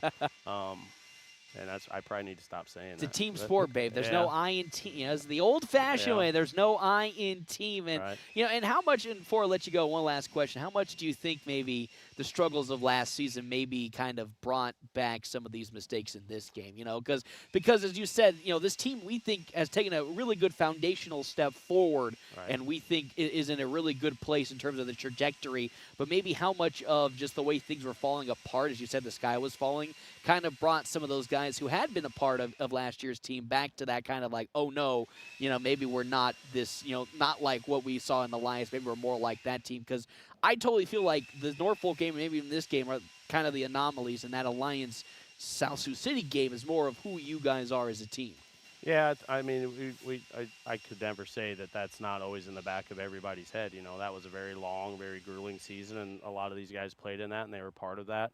So, yeah, there's some good that comes with them getting those reps and that experience, but then they're also experiencing the not-so-positive part. Yes. But they hopefully they understand that they have an opportunity to be part of a culture of a little bit of a shift that they can really be part of, setting the tone for not just themselves, but that the younger guys are looking to them for leadership and things of that. And not saying we haven't had any of that in the past, because we have, but, you know, it's kind of hard to really be overly positive with a long season like we had last year. And, you know, that's what these guys, I think, understand. I hope they do, and I think that's why they want it. And I think maybe sometimes that's why when they get down a little bit, the pressure sneaks on them. But, you know, I thought in Alliance, you know, we got up, and then they clawed back, and we never folded. We were fouled in trouble, and, you know, stuff. We had guys playing that normally don't play 53 seconds into the game and things of that nature. So there's some resiliency there. They're tough, but I just don't think they quite realize it yet.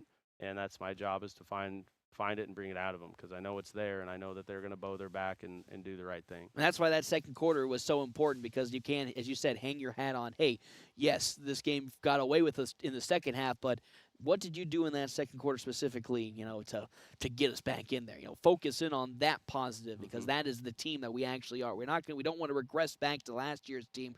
We want to be this team that was down 11, clawed it back to within 4, and yes, made a couple key crucial mistakes, but had that dog in it with a team that was just as physical, get to within touching distance of that. And I think tomorrow that is what they're going to hang their hats on for that game. Coach, thank you so much as always for stopping on by. Thank you. Good luck out there. We'll see you into the new years as head coach Jimmy Pegg stops by before he travels back on out of here. That was our La Casa del Rio's coaches interview. I'm so sad that I'm not in North Platte to get some La Casa del Rios.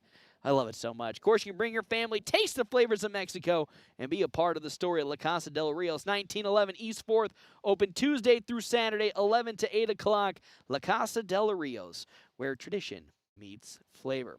Yes, we will be back in action on January 2nd is when I will be back calling the plays as North Platte takes on Kearney and the Bearcats in Kearney on that January 2nd. Enjoy your holidays, everybody. Have a Merry Christmas. Go see your families. I'm going to see my mom, my pop.